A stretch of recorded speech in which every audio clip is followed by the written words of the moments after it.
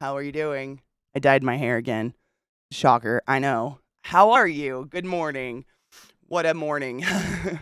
I have a pad under my feet right now where Lilith peed, so if I seem twitchy, it's because, or not peed, puked.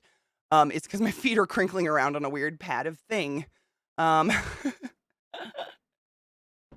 the wait, like my little GIF was a loop? Oh, honey. That's okay. It's confusing. I get it.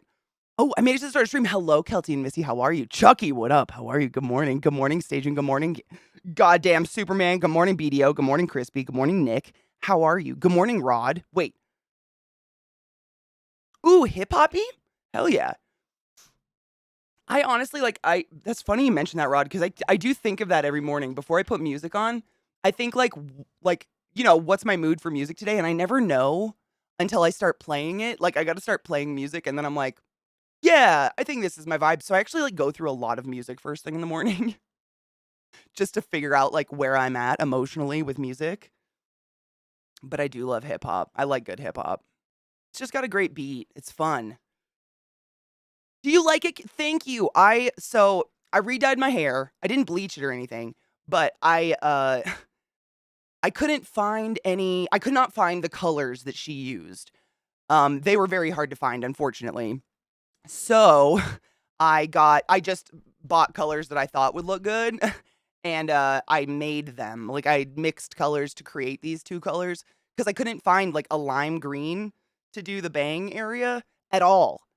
So I winged it and it does not look the same, but thank you. I tried my best. I did my You know what's funny? Look at this. Seriously. It's the exact color of my tank top. I noticed this morning when I put it on. I was like, weird. Total accident, but it fucking matches quite well. Thank you. Oh, Kelsey, relationships are never fucking easy. A T-Pain cover of War Pigs. Oh my god, was it good? Good morning, Vex. Good morning, Angel. Good morning, Ashley. Did you redo? Green is tough, but it like how do I put this? Green sticks. Like it covered my roots. Like the blue didn't, my roots are growing out and they're black, but the blue didn't cover my roots. You can see that. And I scrubbed it into my scalp. Like I scrubbed it in, but the green did. Like you can't see my brown hair. That is weird to me. Like, because I didn't bleach it or anything, it's still got black hair in there. But the green, it covered. I don't know. The brands I used, so the green was Manic Panic and the blue is Brad Mondo. I don't know. It really covered the brown a lot, which is weird. I didn't think it would. I love the peacock colors. I have peacock feathers all over the place. I love peacock colors. It's a very on accident. Good morning, Kel. How are you? On accident matching. I didn't mean to. I do have a lot of fucking green and blue in my life. Dude, Rod, did you think his hair is good? I'm not even kidding you. After his stream yesterday, yeah, yesterday was his first stream after I did his hair. After stream, I'm not shitting you. Zach goes, dude, people really liked my hair. I thought they were gonna make fun of me. Are you guys that fucking mean to him all day? My God. That was his exact that was his feelings after stream was like, I thought people were gonna make fun of me. I was like, are you fucking kidding me? First off, you have excellent bone structure and you look good with any haircut. Like he could pull off anything. He's got a very neutral face. But I think I did a damn fine job on that mohawk. Thank you. Poor guy. He hates sitting still. I know my favorite colors, right, Vex? I don't even think about it. I don't think oh, I'm gonna match all my clothes because all my clothes are blue and green. It's just blue and green look best on me, I think. Every time I've done other hair colors like reds or pinks, I feel like they don't look good on me. Just me specifically. Thank you, though. I finally got my meds. Oh, fuck yes. Fuck my doctor and the pharmacy. Wait, it was both of them being dicks? I got that raced. Thank you. Why is the character's name from Scott Pilgrim escaping me? Wait, Scott?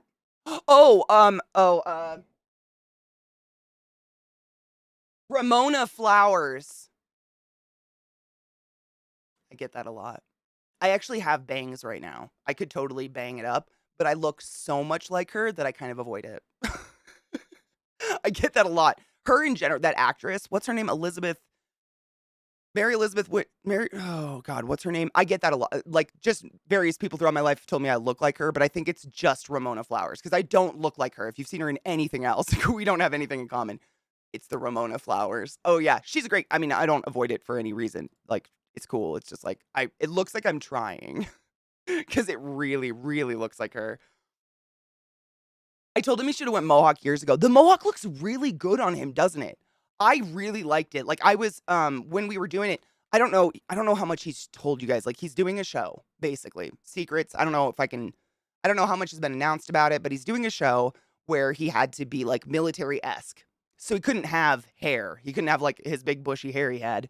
So he asked me if I would cut it, and I was like, "Oh, cool. We're gonna shave the beard down, and, like, cut everything, like a one or a 0 and a 1 or something like that." And he goes, "No, just the sides because I'm wearing a hat." And I was like, "Okay, we'll do the mohawk then." And I took quite a long time, like, sitting there looking at his head, making it super fucking even. The poor guy. Sitting still is torture for him. Like, he really was a trooper. Good morning, Worsty. Good morning, Cucks. How are you? Good morning, Damien. How are you? Yes, Mary Elizabeth Winstead. Thank you. Yep. She's hot. I mean, she's drop dead gorgeous person. I have no problems. But I just, looks like I'm trying. If you want to see a clone of Ramona Flowers, check out Rotten Pappy. What a fucking name. Whoa! What the fuck, Kel?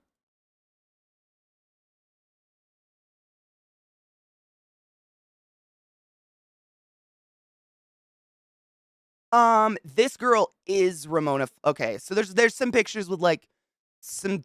I'm trying to pull one that we don't have titties because bless her heart, she shows her titties. Great. Wow. What the fuck? Look at this. Tell me that's not Mary Elizabeth Winstead, and I'll eat my own tears. That is fucking wild. Wow. Whoa. That's amazing. That's a clone. She's a clone. Her face, that's wild. That is really weird. There's a few people out there. There's someone out there as well. You might know her name. I think she's like an Instagram model or whatever, but she looks exactly like Taylor Swift. Like, just naturally. She doesn't do anything. She just looks, almost like a clone. It's very strange. Worsty just gifted a sub to Vex. You silly fuck. Thank you so much for gifting a sub in the channel, you ass. I appreciate you. Vex, you know what's up. Consensuality, emotes, butt touching. Allow yourself to be penetrated. Be penetrated by everything. Oh, and it's always a everyone that is problem. good in this life. Every time you renew your drugs, it's always a problem. What the fuck? I have to give them 72 hours. So I did. I ordered on Wednesday and went in yesterday to get them. You have to give them 72 hours. That's crazy. Good morning, Yapita. How you doing, honeybean? Oh, good morning, LZT. How are you? That is fucking wild. The right hairdo and good lipstick can do wonders. This is very true. I mean, the moment I put lipstick on, I see it. I look exactly like the chick from The Craft. I get that. Like, I get it. When people say, like, oh, you look just like her, I get it. Like, I'm packing a bowl, by the way. I am. Cheers with you guys. I think I have to. No, I don't have to grind up weed. Hell yeah. Like, when what is her name? Farusha Balk? Dude, for real. When I put lipstick on, I see it. Like, I don't know what it is. I think I just have a huge mouth. I don't know.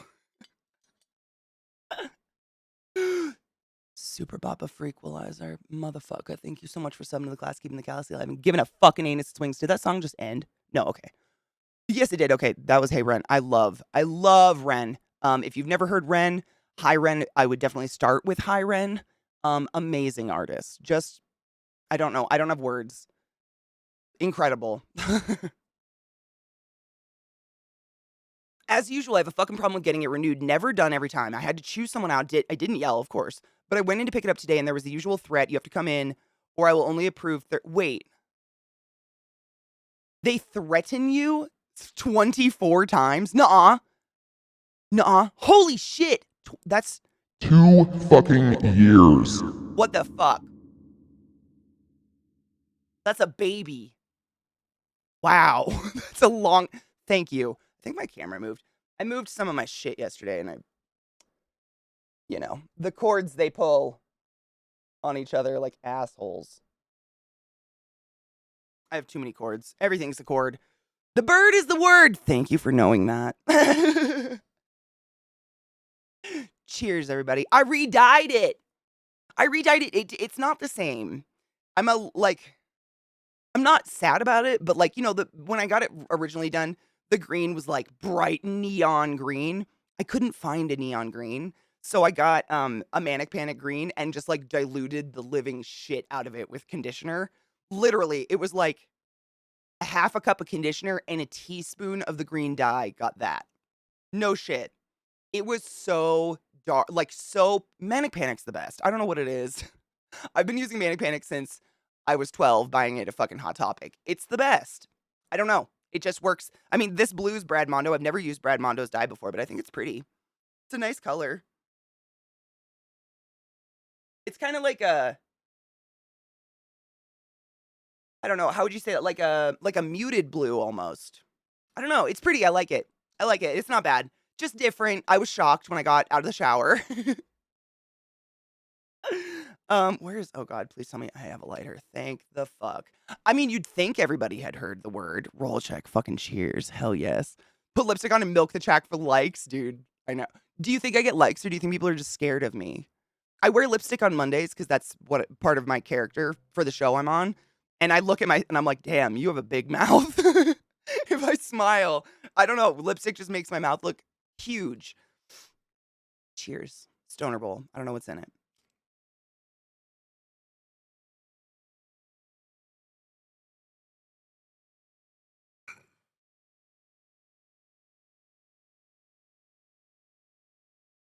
Dude, fuck yeah. Super Boppin'. That's what I just did Zach's hair into it. Mohawk.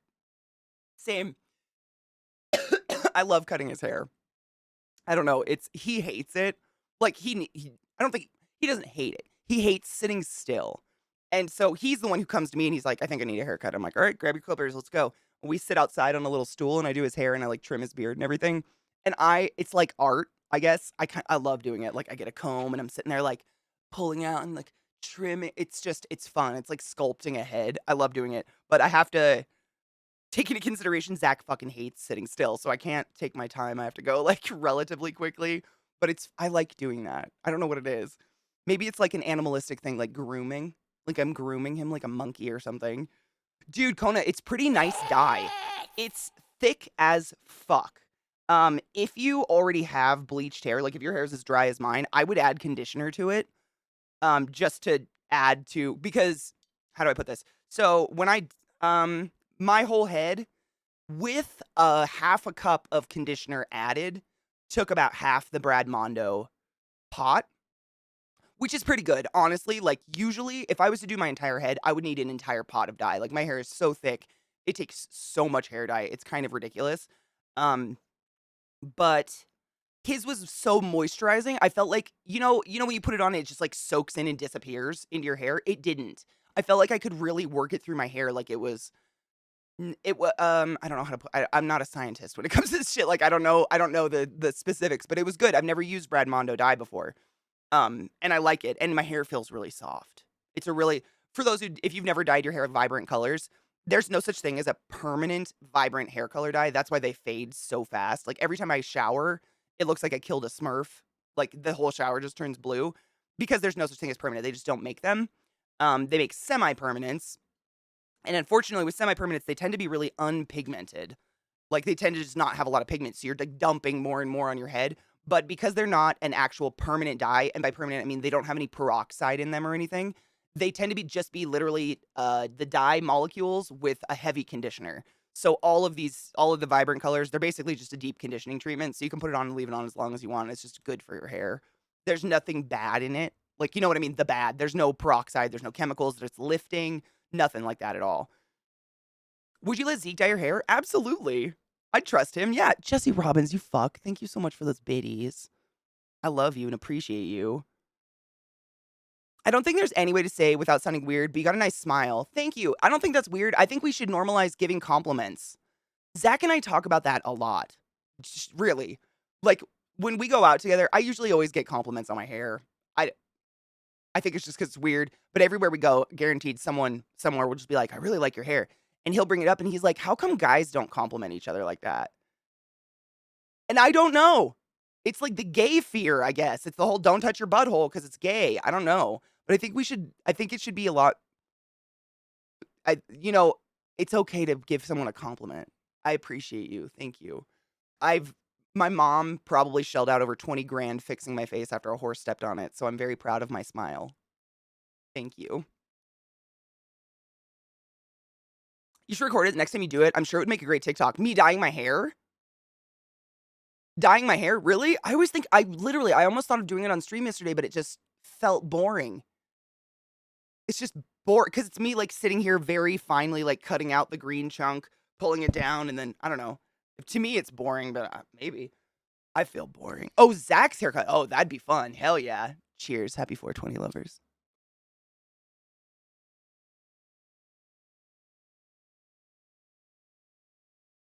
Let's get higher than giraffe puss puss. Fuck yeah.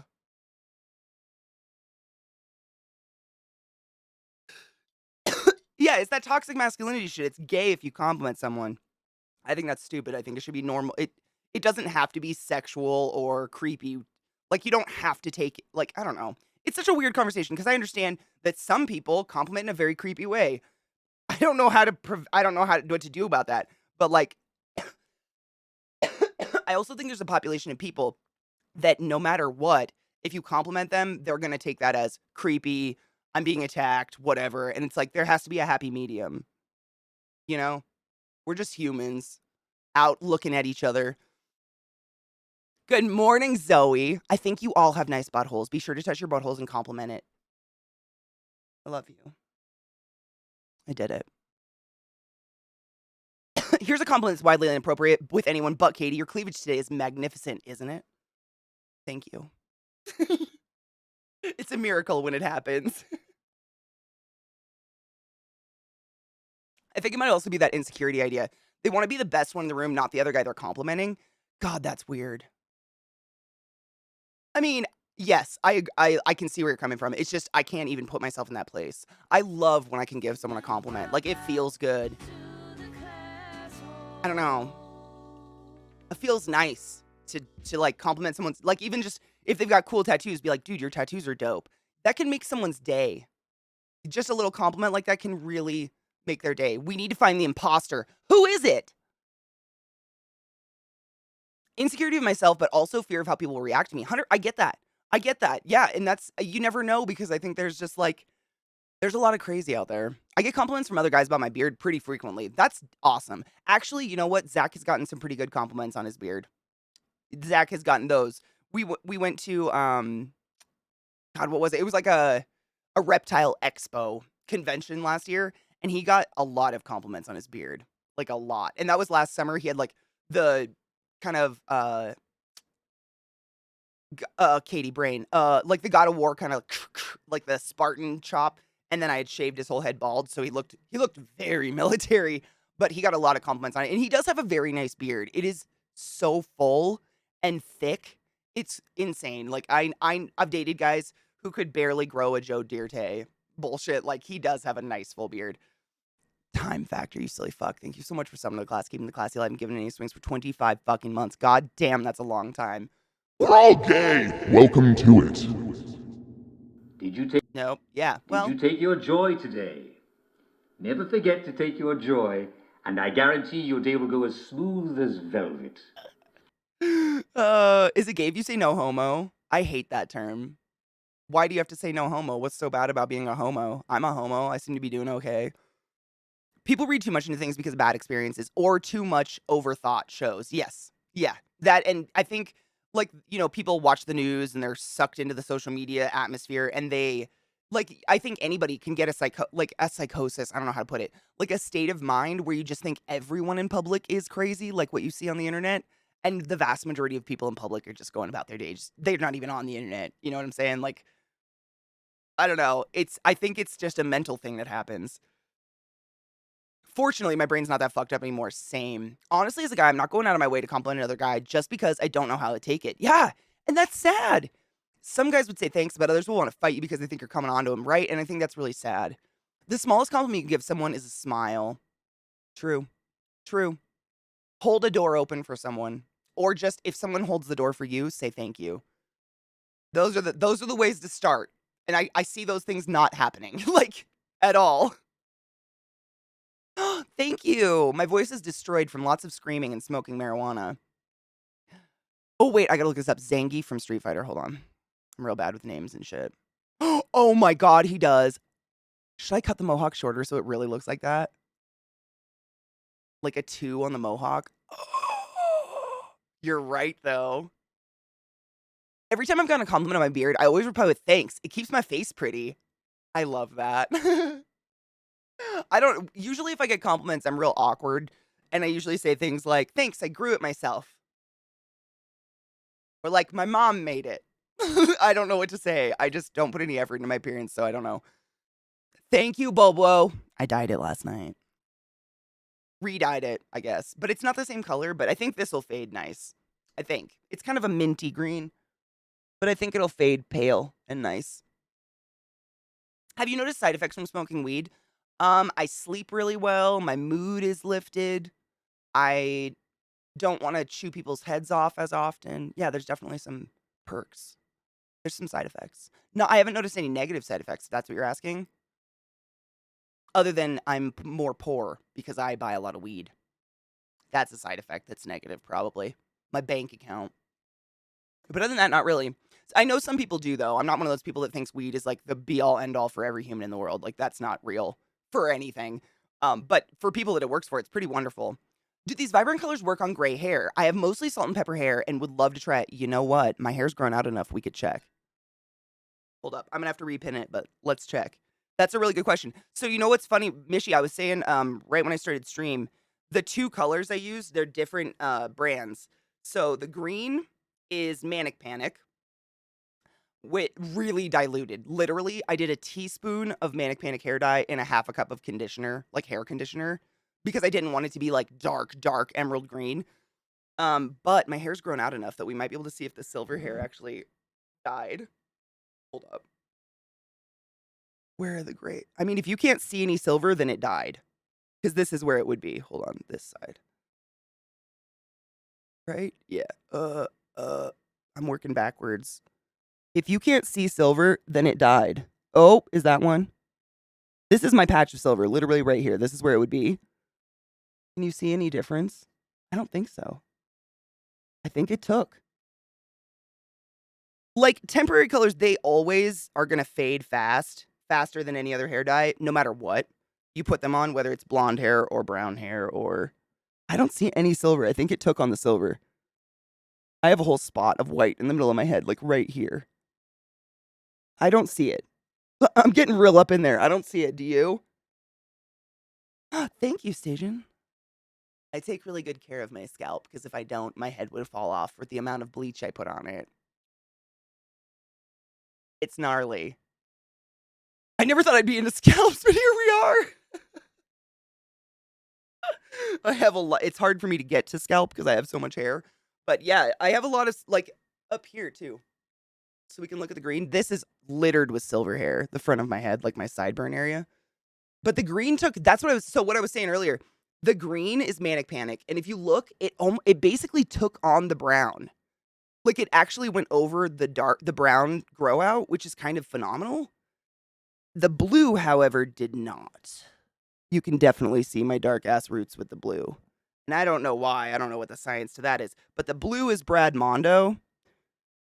So, Mishy, if I was to suggest like a brand, I would say go with Manic Panic, because it's going to go over literally anything. However, the Brad Mondo it did it. We don't see silver, it did it. Because there's I have a very, like a golf ball size patch in the middle of my skull. I'm trying to, doing it backwards is so weird. It's on this, I don't know. You'd know. We don't see any silver, right?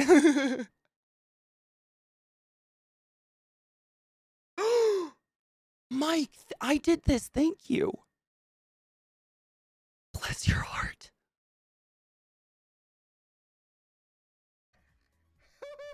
Imagine if I had a parasite on my scalp. Like, what would you do if I was like, do you guys see silver? And you just saw like this thing be like under my scalp. Yeah, they're actually right next to me. Let me grab them and I'll tell you the colors. I've used Manic Panic for years, like literally since I was 12 years old. This is Manic Panic is the brand that Hot Topic used to sell, if you don't remember. I've used Manic Panic for many, many, many, many, many moons. I've never used Brad Mondo before. However, it worked really well. I mean, it's super even coverage. And the crazy thing is, I mean, you can tell I have a lot of hair. My hair is like heavy, it's thick, it's dense, and I only used half the pot, which is phenomenal. In my experience, like I've used like Arctic Fox before. If you ever used Arctic Fox, I have to use 2 entire full bottles just to get my hair. That stuff just soaks in like nobody's business. But the Brad Mondo went pretty far. I'm impressed, and it's even. It's a nice like even. I think it's pretty good, but I don't see any silver, so I think it really did cover. Oh shit! Did I see one? Oh, oh, oh. Is that silver? I can't tell. My bangs are in the way. Yes, there's some. So the Brad Mondo, I mean, it's beautiful, but it doesn't cling to not bleached hair. Which I guess if you don't want it to cling to bleached hair, I would suggest the Brad Mondo. If you want it to cover all your hair like natural unbleached hair, I'd go with Manic Panic. It's so opaque. And it really, like, it dyed the brown, and that's the crazy part. You can see where the roots start is where the blue starts, which is really bizarre. I didn't bleach my hair at all. There's no additional bleach at all. So that's weird. But nice.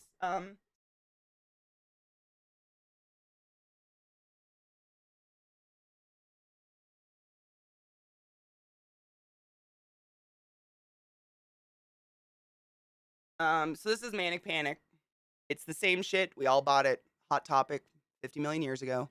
Looks the same. Smells the same. It's been around for a bit. But this was the only green color I could find. It's called Green Envy. But look, so with vivid hair dye colors, what you see in the pot is what you're gonna get on your hair if your hair is bleached. If your hair is lifted. Like if your hair is lifted, what you see is what you get. So when I opened this, I saw that and I was like, oh no. So as you can see, I literally a teaspoon of this with conditioner did that color. It's so fucking pigmented, it's crazy. So yeah. Oh yeah, remember when it was like in the pouch? Yes. This was like once they went vegan, like they started promoting that they're vegan, they don't test on animals, they went into the pots. And then this is the Brad Mondo stuff. I'd never used this before, but it's nice. And I only used half of it, but I did dilute it because it was dark. It's darker, and I didn't want it super dark. I wanted bright. Bright. I want to be bright. Bright, bright, bright. I have lots of gray hair, Stajan. Lots. Good Dye Young has good hair color. I've never tried them. That's Haley Williams, isn't it? Good morning, Genova love. How are you? I have no idea why, but the messy hair look works so damn well on you. Thank you. Because I'm a mess. It spiritually comes out of me. I have lots. You know, Vex, I kind of want to. I've always wanted to do a half and half. Probably once I get enough silver. Yes. Like the way my silver hair, like my white hair is coming in is very bizarre. It literally is like a patch right here, about the size of a golf ball, literally a circle, just all gray. And then as I've gotten older, it's started to be like dispersed throughout my entire head, but there's a lot right up here. I wish I had more so I could do like a half and half. I think that'd be really fucking fun. But it's salt and peppery, I guess. Good morning, Darth. How are you? Dude, hair color is fascinating. And honestly, Mikey, you know way more about it than me. I was trying to like I don't know why Manic Panic would bind to the brown hair, but Brad Mondo doesn't. I don't know. Do you? Is it me? I don't know. The hair's huge. I washed it this morning, so it's very blow dried, very large. Oh, staging, it's crazy. It looks cool. It feels terrible. I hate my hair. So it's just like too much. It's so much. Like if I could just, if I could take this amount of hair and disperse it, like get rid of all of this and take all this hair and just disperse it over my scalp, it'd be a much more pleasant time. It's just too much. It's so heavy. And it's always touching my face. is taking over. You know what I'm saying? It's like a creature. I call it the Shakira because it's an independent creature on my head. It's like an organ I have to deal with. I hate it. So I bleach it and ruin it. I am an old. I understand. I paid $40 for 20 pots of that in an auction. Whoa. Nuh-uh. Wait, of Manic Panic? That's a fucking steal. Oh my god. Your daughter has the best dad in the whole world. This shit's literally like $10 a pop. Shut the fuck up. I'm so jealous. What color does she dye her hair? Does she have a color? Like I have my color, my blue.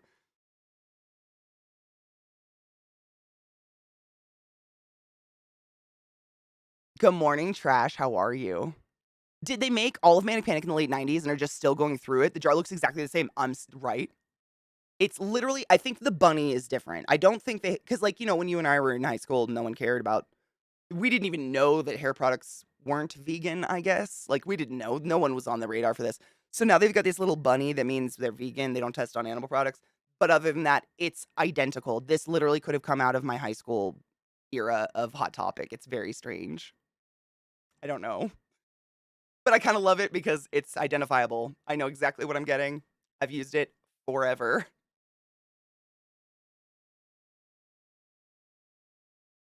Dude, Vex, I would love to. If I could get more white in my hair. Because the problem is, like, because the rest of my hair is so drastically black, it's really hard to lift it to get it to match the silver. You know what I mean?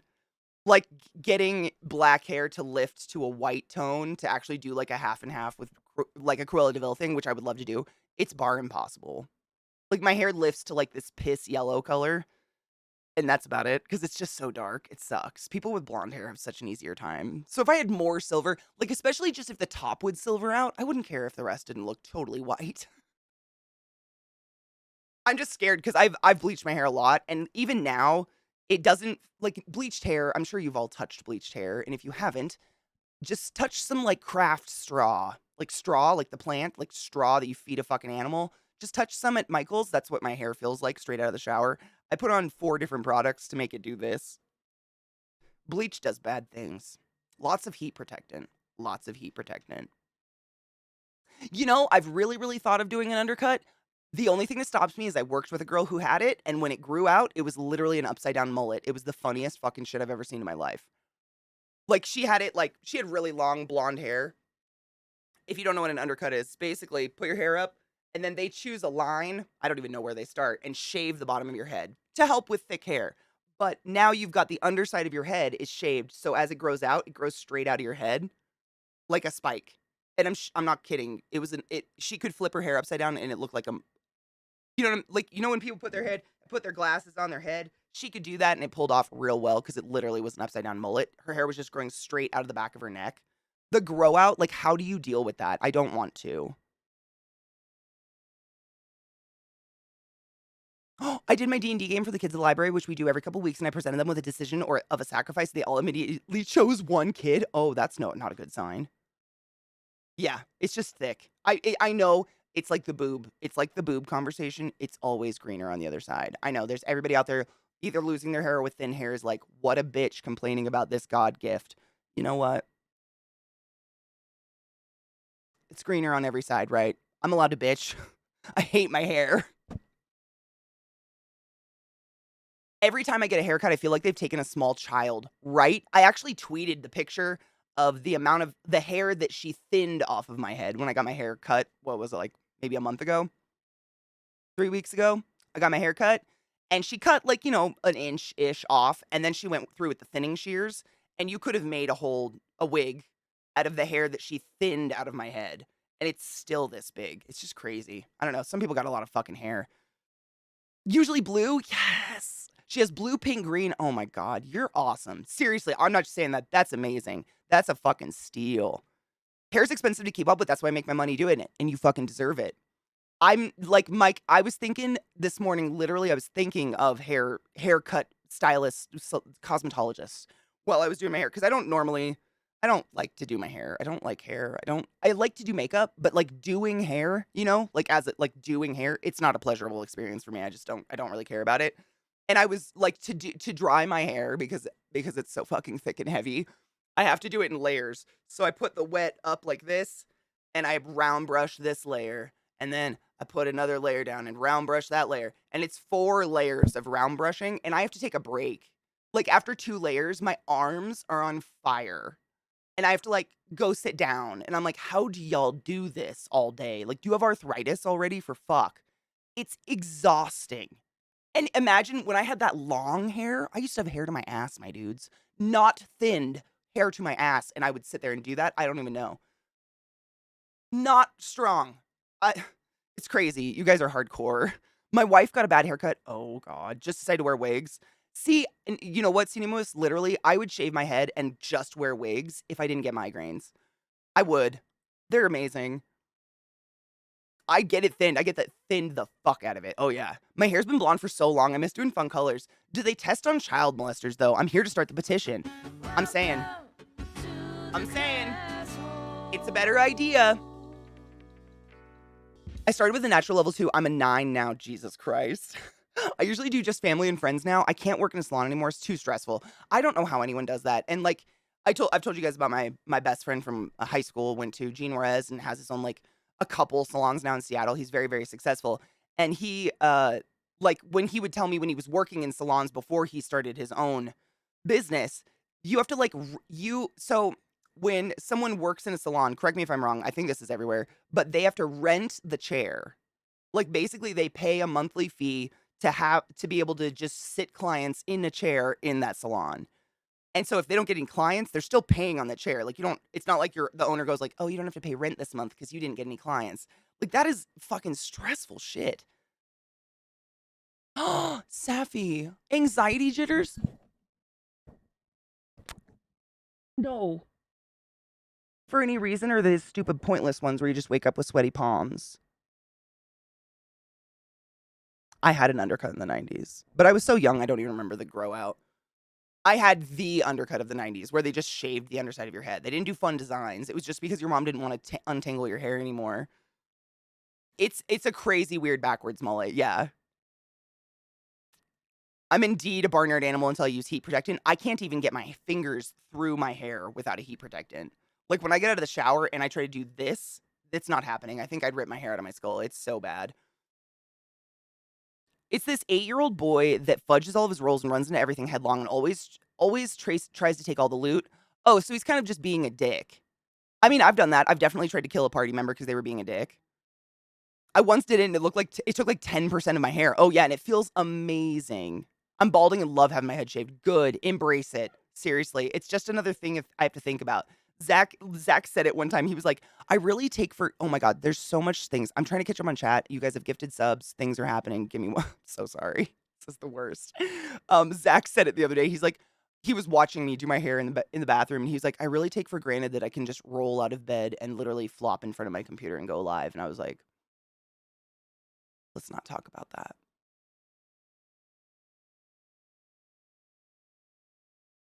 As I'm like brown brushing my hair and I'm sweating. And yeah. Yeah. I can't stand it touching my face. Oh my God. This is the bane of my life. I have these cowlicks. I have cowlicks all over my head. If you don't know what a cowlick is, I don't know what else to call these. They're basically those stupid little spirals in your head, but I've got one right here. And these baby hairs, they curl around and they touch my eye. And I just want to die. They touch my eyelashes because I also have dumb long eyelashes and I hate it so much. I can't stand when my hair touches my face. Good morning, Beth. How are you, love? Oh my God, I almost knocked my tea over. Good morning. How are you? My hair poof? Wait. What did David Bowie, what kind of hair? Didn't he have like a bouffant kind of like a this kind of thing going on? It's been a while since I think it was like, I only remember his penis. Ugh. I don't remember. Ooh. Oh no, are you guys getting shitty weather? Dude, I swear to God, my knees hurt before we get a storm. It's real. It's not just something old hillbillies on porches with banjos say. It's real. I'd like you to put me in makeup. Fuck yes. I can't wear, like, I have something wrong with my head where I cannot even barely wear a hat. I get migraines. Like, it's the reason I wear IEMs. I can't wear headphones. I get migraines like crazy. Anything touching my head. I can't wear a headband. Like a hair headband to hold my hair out of my fucking face. Sometimes I can't even put pins in. There are some days where I put in some bobby pins just to hold my hair out of my face, and the mere pressure of it on my skull, just right there, gives me a migraine. It's the stupidest thing in the world. Trash Hunter gifted 5 subs in the chat, you generous slut. Thank you. I knew it. I heard it, and I was fucking talking. Nice neighbor lady. Fiat G. TG. Katie, I can read. TJ Strider. Jesus Christ. Acidious and poisonous snacks. Go forth and be consensual in all the ways, because nothing in this world is sexier than pure sober consent. And I appreciate you. Thank you. Is it shitty? Is it shitty? You either rent your chair commission or hourly at Great Clips or Hair Cuttery. Okay, yeah. Reasons, I love you.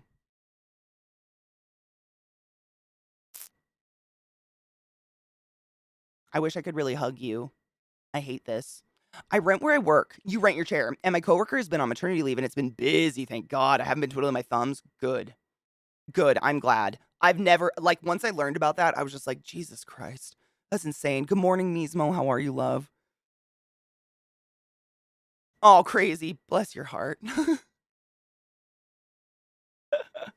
It's double standards, yeah. My husband's always on me about the long showers. I'm like, dude, it takes work to wash my hair. Dude, by the time I get my hair washed, I'm literally like, I'm like, do I have enough hot water to shave my legs? Maybe. Sometimes while I shower, like if my hair, you know, if I've just dyed my hair so it's bleeding a lot, I'll actually, like, after I wash my hair, I'll plug the drain in the bathtub of the shower, and while I shower the rest of my body, and then when I run out of hot water, I can just sit on the edge of the bathtub and brush my legs, shave my legs in the bathtub water, because we don't have enough hot water. It's crazy. Our hot water tank's so small. I keep my hair shaved with the number 2 clipper. That's what I do to Zach. I love doing that stuff. Dude, the cowlicks are the worst. Good morning, Poop Deck. How are you, love? Yeah, these, and I have one on this side too, but it goes with the hairline. So these ones don't like poke me in my face. But that one, when I was a kid, I actually shaved it off. It was terrible. My solution to this cowlick was to take it and clip it. My mom made me get bangs. It was a horrible time. My Widow Peak's off center too. Look. So is mine because of a cowlick. You see how the hairs, like, they go this way? Mine too. I hate it. I've always noticed it. I have an off-centered strange, because the hairs, like, do this, like, woo thing. Hair is very bizarre.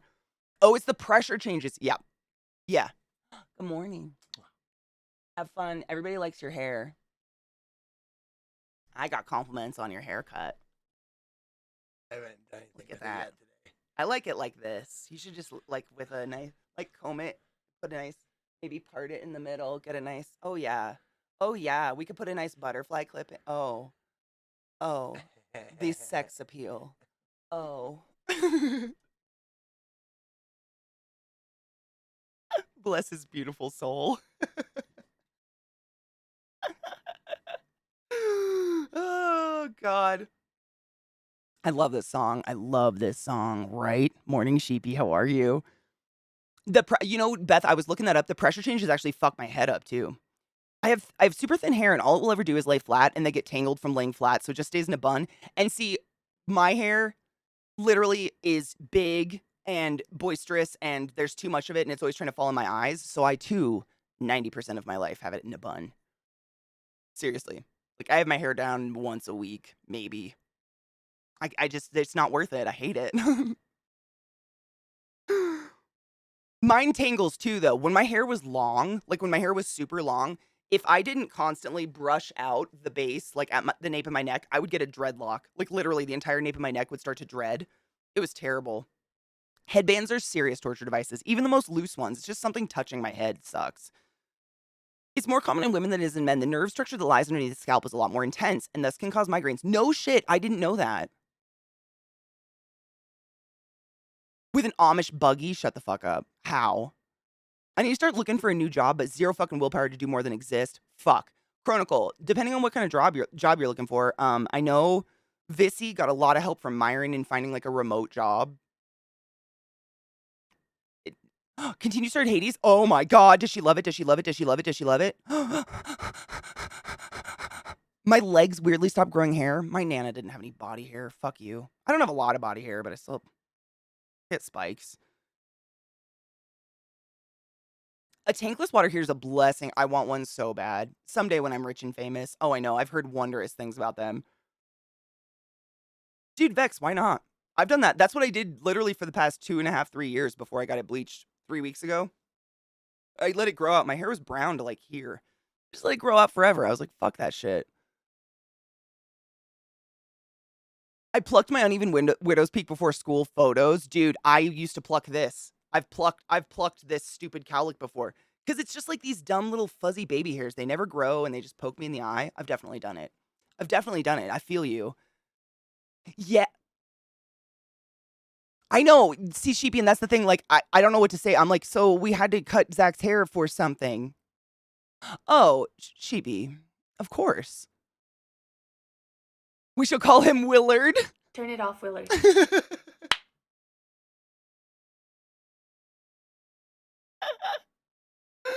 Oh, fuck yeah.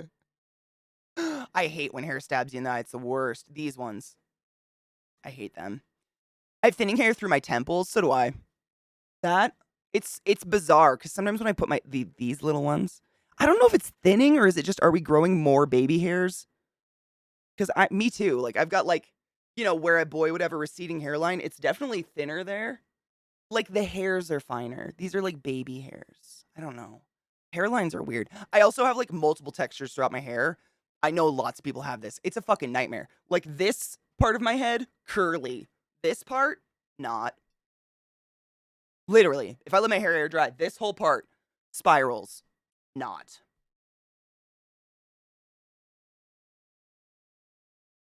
Hair is stupid. Yes, Rod, we both literally, I showed it to him and we just sat there gap mouth and I was like, if she's not related to Lilith, I'll fucking eat my foot. I literally said out loud whatever I tweeted. I'll eat my face. I said that. She looks so much like Lilith. It's frightening. Exactly, Mallory. I can't take it. I mean, that's why I had my hair up all the time and I still do it. Was for no worries. Excellent. Excellent. I hear Google Analytics data analyst jobs are where it's at lately for working from home. Oh, nice. Tech have an AS and network admin, but no experience, no certs, feeling like burnt trash. There's so many specialized certifications these days. Like, how can anyone have all of them? It's insane. That's insane. My new latest thing with long hair is sneezing and inhaling my hair. Dude, Rod, have you ever made the mistake of going to sleep without a ponytail in or something? When my hair was really long, no shit, it noosed me. Noosed me. Or I'd be like asleep on my back and I'd go to sit up and my hair would be stuck in my armpit and I'd be like, ah! All the time. My hair would literally strangle me while I was sleeping if I forgot to put it up when it was super long. Yeah. Oh, sleaze, yeah, it's too much. I have too much hair. I don't know. Some people just sprout fur, I guess. Yeah, Glad, that's me. That's what I was saying earlier. Like, I put my hair up 90% of the time because I just don't want to deal with it. Like, this is touching this thing. It keeps touching my face. I'm about to freak out.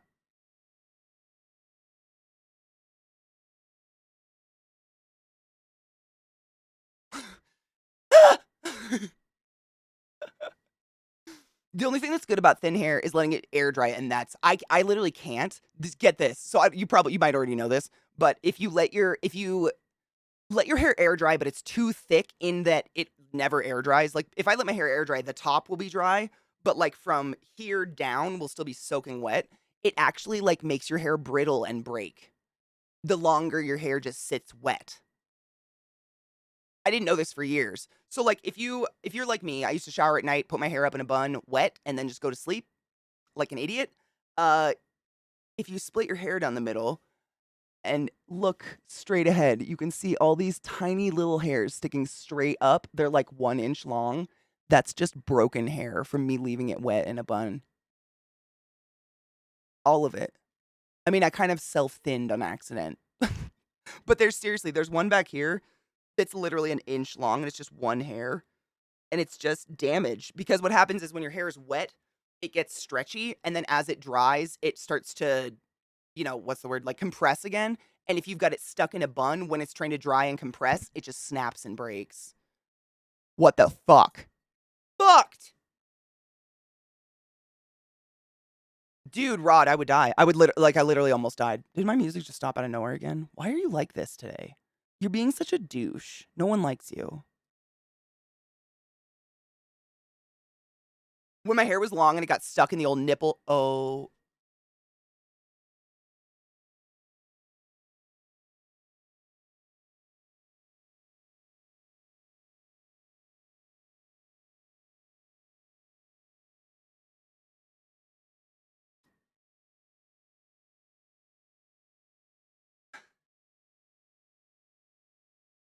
I'm in fit. Like, I don't know if you know this. I had a traumatic nipple piercing event. I do not have them anymore. But anytime someone mentions them, I have to like grab my tit and apologize for everything.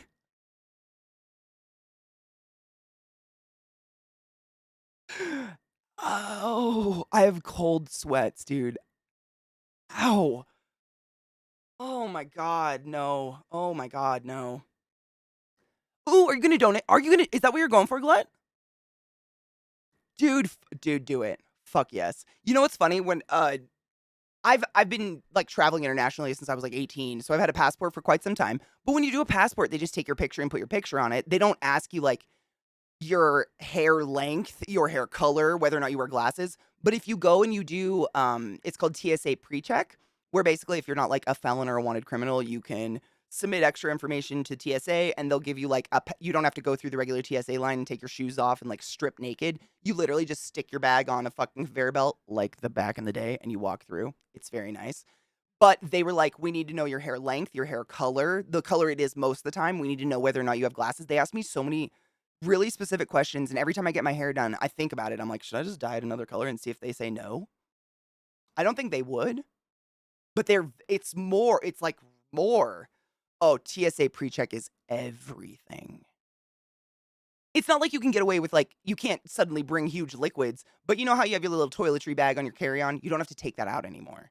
You don't have to take your laptop out. You don't have to take your iPad out. You don't have to take your shoes off. You don't have to take your jacket off. You literally slam your bag on a conveyor belt, walk through, and you're done. And you watch all the peasants stripping naked in their line, and you think to yourself, ha ha ha ha ha. It's amazing. $80 for 5 years. Worth it if you travel a lot. Worth it. Oh my God. But do they check your butthole? Maybe. Wally's hair's almost to his belly button. Damn. Cal, and that was Cal. I mean, I think anybody who has nipple piercings, we've all had events with them, right? Like, there's no one. The nipples are just out there and they're strange. And the moment you put metal in them, there's events, right? I think everybody comes to a point where something happens and they're just like, my nipples are fine without these.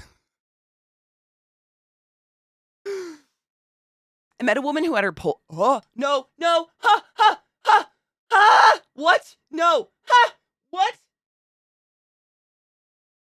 I'm uncomfortable. I can't. I'm going to try to read this. Hold on. I have to do it in a British accent because for some reason it turns off emotions in my brain. I met a woman who had hers pulled out by a Great Dane who jumped up on her and hooked a claw on her nipple ring. Hearing the story made me physically cringe.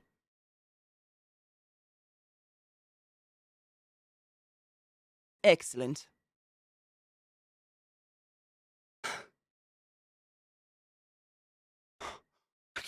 I'm cold sweating. I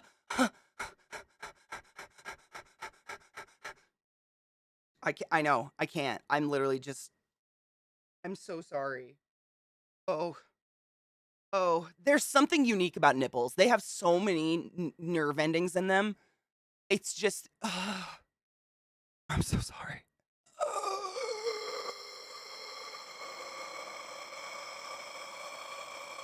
Jesus Christ. I need to do that because it's exhausting even in my chair. Do it. I'm not kidding, Beth. It is worth it. It's the only caveat. You can't be like a felon or a murderer. That's it. As long as you don't have like some horrific felony on your record. That's it. And it's $80 and it lasts 5 years. And it's literally, so basically what happens is you sign up for it and you go to some little office. Or you can just do it online these days, I think. I had to go to a little office and talk to a lady to do it. It was like a 5-minute appointment. And then in like 3 weeks, they send you an email and they're like, here is your, I think it's called like your TID or KID. There's a acronym for your TSA pre-check number. And every time you buy plane tickets from that moment out, you just put that number in where it says it. Like when you buy plane tickets, it'll be like, do you have a pre-check number? You put your number in and it'll say it on your ticket, either on your phone or on your printout. It'll say your pre-check. And that's it. You just go through the other line. It is the easiest, most wonderful thing I've ever done. Dude, I can't. Oh, God. Oh, my God. How do I become a Great Dane? That's the thing. Nipple piercings, I think, are super hot. But having them, it sucks. Everything about it sucked. They were like a 24/7. I had to think about them. No felonies that I know of. I recently got my permanent residency. I wonder if that'll speed stuff up because I have all my info ready. Maybe. Honestly, it's a super fast process. It's not like doing your passport or anything. Zach just did it. And he said it's like 3 weeks or something like that. And you get your email. I remember when we could go to the US from Canada with nothing but your driver's license. I do too. I remember those. And now they have those weird enhanced licenses that you can pay for. I don't know if you have to anymore. I'm going to have to ask. He just did it. And I'm trying to think, did he go do it? Or did he just do it online? I don't remember. I'm going to have to ask him. I don't know why I'm not remembering this. He's gone out a couple times recently to have to deal with other shit. Like permitting stuff with our house and stuff, so I'm mixing it up in my head. I'll have to ask him. I had to go. I was living in Maryland at the time. It might be state specific, but because you got one of our lovely spicy broken bodies, maybe you can like call them and get away. Be like, I can't come in. Can I please do this? Maybe because there's no picture involved or anything. Because it's just a number they like to tack on. It's a snake that lives in trees. They grab stuff with their tails. That's amazing. I mean, Beth, we got to use the tools God gave us, right? I'd do it. I literally, just recently, I got an email from, God, what was it? It was my gym in Maryland. And they were like, hey, we noticed you haven't come in for a while. Did you want to like they've been sending me these personal emails for 8 weeks. And I finally emailed them back and I'm like, hey, I don't live in Maryland anymore. Please stop now. And they didn't stop. So I was like, someone tried to creep on me at your gym. So I stopped going. They stopped. Don't fuck with me. I'll fuck right back. Bitch. Tell me you don't have legs anymore. I mean, why not? Dude, I don't understand why you would have to go in if there's no picture involved. It's paperwork. It was literally just filling out paperwork. I will. I hate that shit. I do the same like those goddamn, I haven't had my phone off of do not disturb mode in years simply because of those goddamn junk calls that come through all the time. Like have you checked your student loans, your car payment, your whatever, your car insurance, the people trying to like fish your credit card numbers. I wake up like every day I have 5 missed of those every day. I don't remember the last time a real human being called me. So like, why have your phone on? It's basically just another fucking email. I looked up going to Canada from the US and you can use a birth certificate and driver's license, but a passport is preferred. Yes. Passport or that like, if you're in a border city, like either in Canada or America, or the US, excuse me, they have something called an enhanced driver's license. And it's essentially like the TSA pre-check thing. Your license will have this pink sheen on it. And it's only good to get you to Canada. Like it doesn't work like a passport. You can't go to other countries, but I don't even know, like what other information do they need on it? Does anybody have one of those stupid enhanced licenses? I went to college on a border town, so we went up to Canada all the time. But this was back when you didn't need anything with a license to get there. Not an enhanced. Those didn't even exist. But they started making enhanced licenses because passports are pretty expensive. And a lot of people live in the US and work in Canada or vice versa. They drive across the border every fucking day for a job and they couldn't afford a passport. So they did something like that. Looking up going to Canada my uncle tells a story on how he stowed away on a flight to Florida simply by helping an old lady to her seat. That's hilarious. That's amazing. Talking about sensitive, I'll bite and won't be embarrassed. I mean, why would you be embarrassed? If you're ever embarrassed, that means someone here did something wrong. Let me know. My dick tip is super sensitive. Why aren't most dick tips pretty fucking sensitive? Correct me if I'm wrong. I don't have one. In that it hurts if anything touches it. I've been living with this all my life. Even the doctor reactions are, I'm happy in a couple, but it ain't easy. I'm happily in a couple, but it ain't easy. Oh, so like, it's like oversensitive. Interesting. I wonder if it's just like a bundle of nerves or something. Have you ever had an injury to your dick?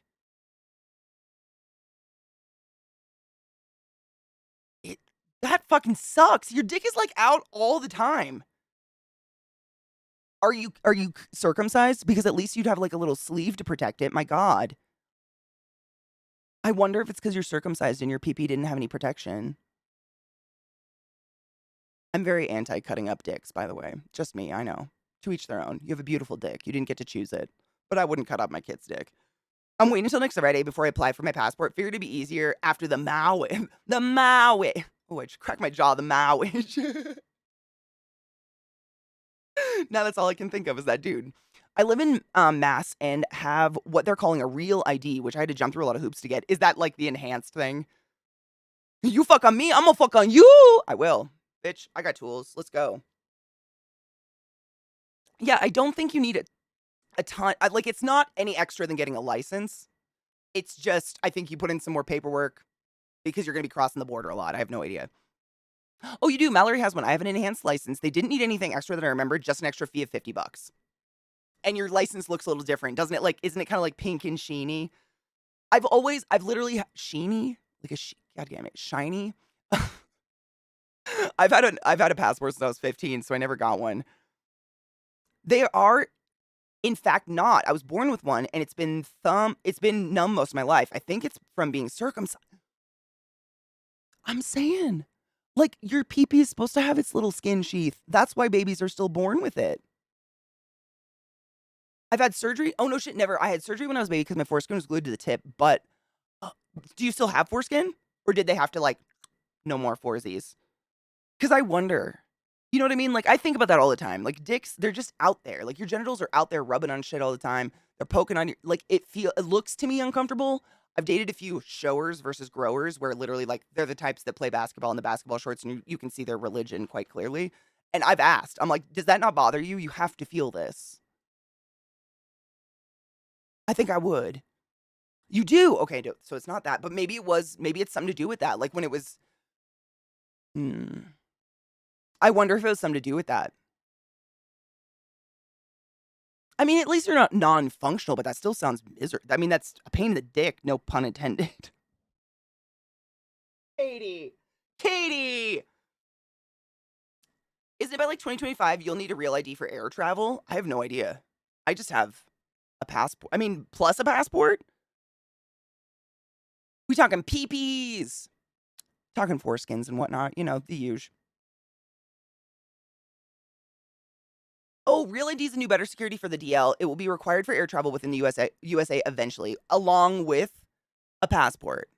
Or a passport. Okay, I was like, a passport's like as hardcore as you can get for travel. Like, what more could they be asking me for something else? You know what I mean? Okay. That's cool though that they'll come up with something. Is the Real ID going to be like more like less expensive than a passport? Will it work internationally, I guess? That should be my first question. Oh, Texas only gives out Real IDs. No shit. What's the difference? Is it basically like the one to go to Canada?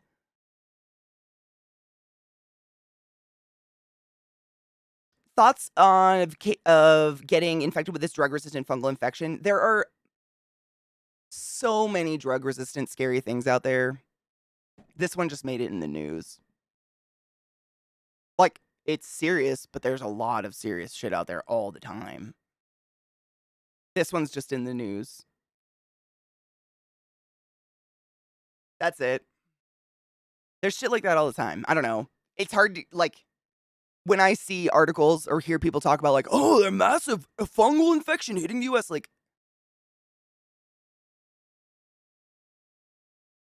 I still, you know, up until 4 years ago when I went full-time streaming and quit working at the hospital, I was still getting tuberculosis patients Like at least once once every couple of months I'd get a tuberculosis patient. And most human beings think tuberculosis doesn't exist anymore and that it's been eradicated. So when I said shit in that news, I'm just like, oh, someone got a paper, I guess. I trained at a tuberculosis clinic in Hawaii. Like, shit is real. It's still, like, this stuff is out there all the time. Wash your fucking hands. That's my opinion. Still need to get transferred to PA, though. Riding dirty. Oh, bitch. I have an MI license. There's like a shiny Mackinac Bridge decal on it, and it says enhanced. Ooh. I love poo. Me too. Thanks for subbing to my YouTube. Welcome.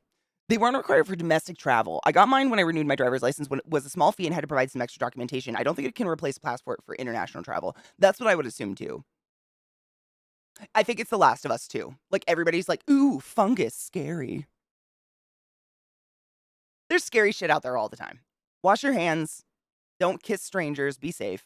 You know, I don't know what else to say about that.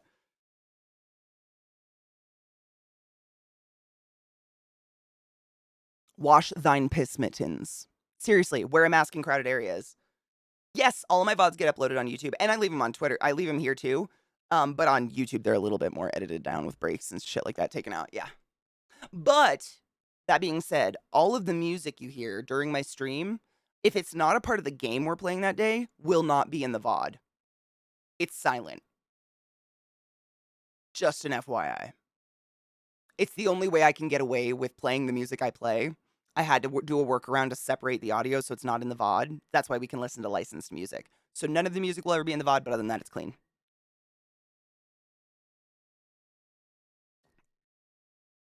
When people talk about removing foreskin to improve foreskin improving hygiene, I start wondering if I could just remove my hands to make hand washing a non-issue. You know what makes it a non-issue? We could just peel our bodies. If you don't have skin, what's there to wash? There's no logical reason other than a medical reason, you know, like the foreskin is blocking the piss hole or something like that, to remove body parts off babies, in my opinion. Yep, the news is only trying to scare people half the time. The bubonic plague still exists, technically. Yeah, it does. No, it totally does. Yeah, like that kind of shit, like, exactly. It's hard for me to get worked up because we see it all the time, especially if you still work in the medical atmosphere. If you work in an ICU or something, we see the ancient, scary, rotting diseases pretty regularly. Like, they're not super prevalent, but they're out there still. There's shit out there all the time. You guys know I've watched balls rot off of people. I think it's genital mutilation. But like, here's the thing. I have a hard time with that simply because I agree with the terminology, but I don't want anyone that's an adult who is circumcised, not by their own choice, to feel bad about their penis. Like, if you are circumcised, you're not mutilated, you're beautiful, would still suck. The one thing I'm concerned about with a penis before I put my mouth on it is it clean?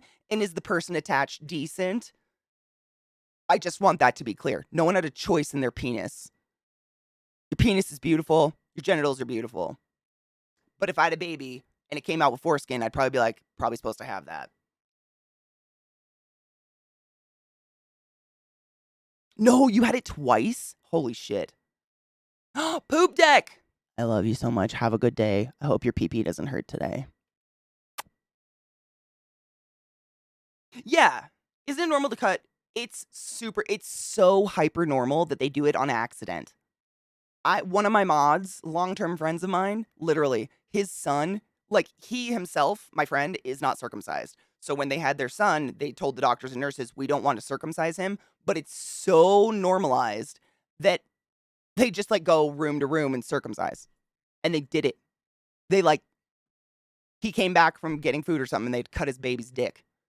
It's crazy. He sued for a lot of money, don't worry. But, like, it's so... And it's a cosmetic. In our country, it's mostly considered a cosmetic thing. The vast majority of the people who get their babies' dicks cut up that I hear when I get to hear the conversations, they don't want their baby's penis to be ugly. You just called your baby ugly. The perfect little spawn that just squeezed out of your vagina that you made, you just called ugly. You gave it plastic surgery the day it was born. Like, what the fuck? I don't get it. But your penis is beautiful. Please don't feel ashamed about having a cut. I've been both ways. They're beautiful. They're wonderful. We're equal opportunity penis employers here. You didn't have a choice. Your penis is beautiful. And even if you did, like, I don't want anyone to feel shame. Like, you do you about your penis. I just don't understand cutting up babies.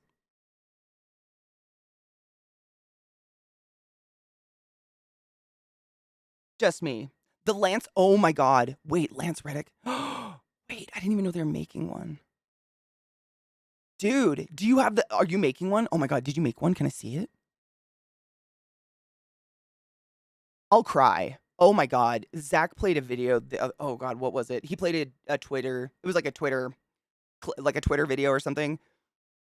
And it was one of the, I think it's the last thing he ever posted or something like that. I don't know. But it was just him reading some dialogue that a fan of Destiny wrote for like a scene. And he reads it in his wonderful voice. I'm going to cry thinking about it. And at the very end, he says, I'm going to cry. Hold on. I can't. I'm still really fucked up over him. I'm like really sad. They do it. They do it. There is, so you can claim it's for hygiene. There is no scientific backing for hygiene being improved via cutting up a penis at all. So you can claim it, but there's no backing on that at all. There's not one medical professional out there with morals that would say, oh yeah, cutting up a baby penis makes it cleaner. Your penis is as clean as you keep it. Clean your dick. It's considered normal. That makes it different. Right? No. God. Hours old. Parents already making fun of your junk. Damn. Can you even imagine?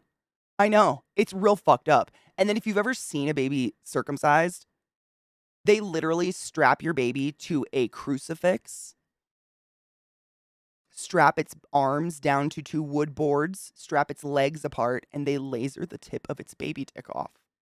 And it screeches. No wonder men are so angry. They come into this world with shame and mutilation before they even get to the fucking hospital! Just me. Thank you so much for subbing to my channel so I don't have to do that anymore for a living. Because if you couldn't tell, it kind of fucked me up. I have to pee really bad. Quick break. Stand up and stretch your legs and load a bowl. Maybe leave penises alone. I love you. I apologize. Break was too fast and the fucking shit wasn't over. Welcome back, everybody. So, we were talking about circumcision. I just wanted to say I read the Bible. I know, recovering Catholic. Read the Bible a few years ago on stream, and we got to the part in the Bible where literally circumcision originated. No shit, Cliff's Notes. A king or a prince of one city raped the princess of another city, and then after raping her was like, I guess I'll take that bitch as a wife. And the king of this city was like, only if you and all your cities circumcise themselves. And they were like, all right. And they did it. And the day after they did it, and they were all recovering from adults chopping up their peepees, this city attacked and burned that city to the ground. And then all of a sudden it was a sacrament. So my friend Lizzie, who is a theologist, she studies this shit in university.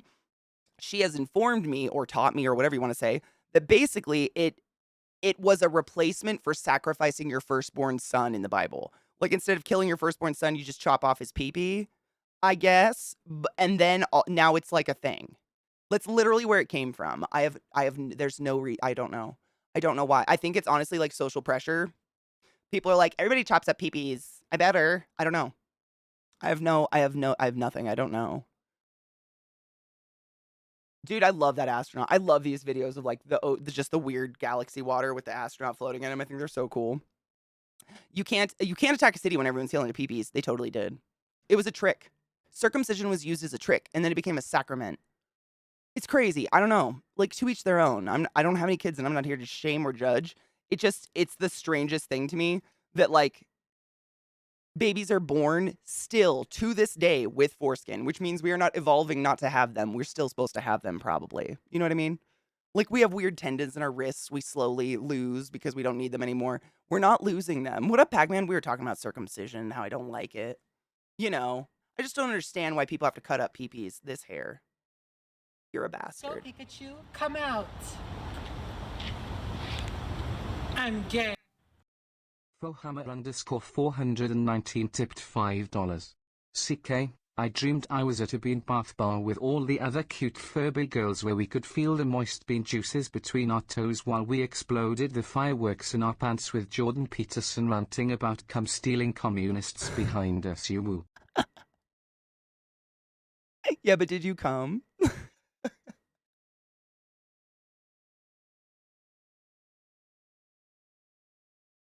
Thank you, Zoe. This is beautiful. There are all sorts of weird religious texts that have slim or no basis in the various texts. Oh, various holy texts. 100%, yeah. That was just one that I remember running into. I remember when we got to the point of the Bible where it talked about circumcision, I was like, oh shit. I'm real excited to hear where this came from. And that was the story. And I was like, so we took something that was used as literally a way to disable an entire city so it could be burned to the ground, and we made it like normal. And like, not to be, you know, not to beat a dead horse or anything, but let's be honest, genitals are weird no matter what you do to them. Like, cut the weird skin off or not, like, genitals are weird, and it's weird that we suck them. You know what I'm saying? It's weird. It's a weird thing. So I don't understand why it's like, oh yeah, if we remove this skin, it'll be prettier. I don't get that. I don't get that mentality. Everyone over there in the Yankland does. Over here in the sensible world, we never do. We can if we like, but apart from the Semitic religions, we don't. I know. Nowhere else in the world does, if I think, right? Correct me if I'm wrong. Pretty sure the US is the one place that's normalized cutting up dicks. Like, you're probably going to find a cut up dick if you come to America to suck one. Illusionless. Have a beautiful day. I will cheers you away. Be safe. Wash your hands. Don't forget to brush your teeth. Forgetting Sarah Marshall in the one quote, why is the playground next to the sewage system? Oh my God. Though that couple in that movie kill me. Oh my God. Kenneth and the chick, the redhead chick, that couple in that movie fucking kill me. They are so funny. Good morning, Nyan. How are you, love? We are cheersing. We're cheersing Illusionless off into the universe. Cheers, everyone. Then we're going to play some boyfriend game because I don't know when we're going to finish this, but we gotta.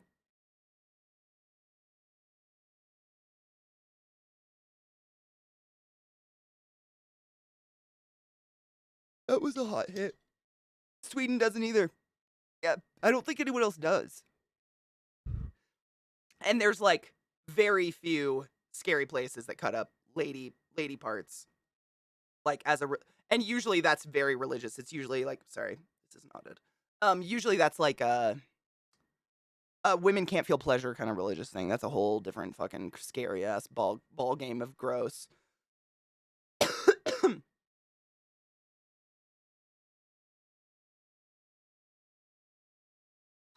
One of my favorite quotes from LL Cool J when he was on Hot Ones, dude, that was such a good Hot Ones. Tradition is just peer pressure from dead people. I remember that and I love that quote. I forgot who said that, Vex, but I think about that all the time. Oh my God, that's so weird. I completely forgot who said that, but I think about that dumb quote all the time. Religion is just peer pressure from not religion. Tradition is just peer pressure from dead people. I think about that all the time. That's crazy. I'm so happy that you knew who that was from because I forgot. I'm sure many things in the Bible is for people to do good things at that point in time because of illness, because there's less hygiene in warm weather.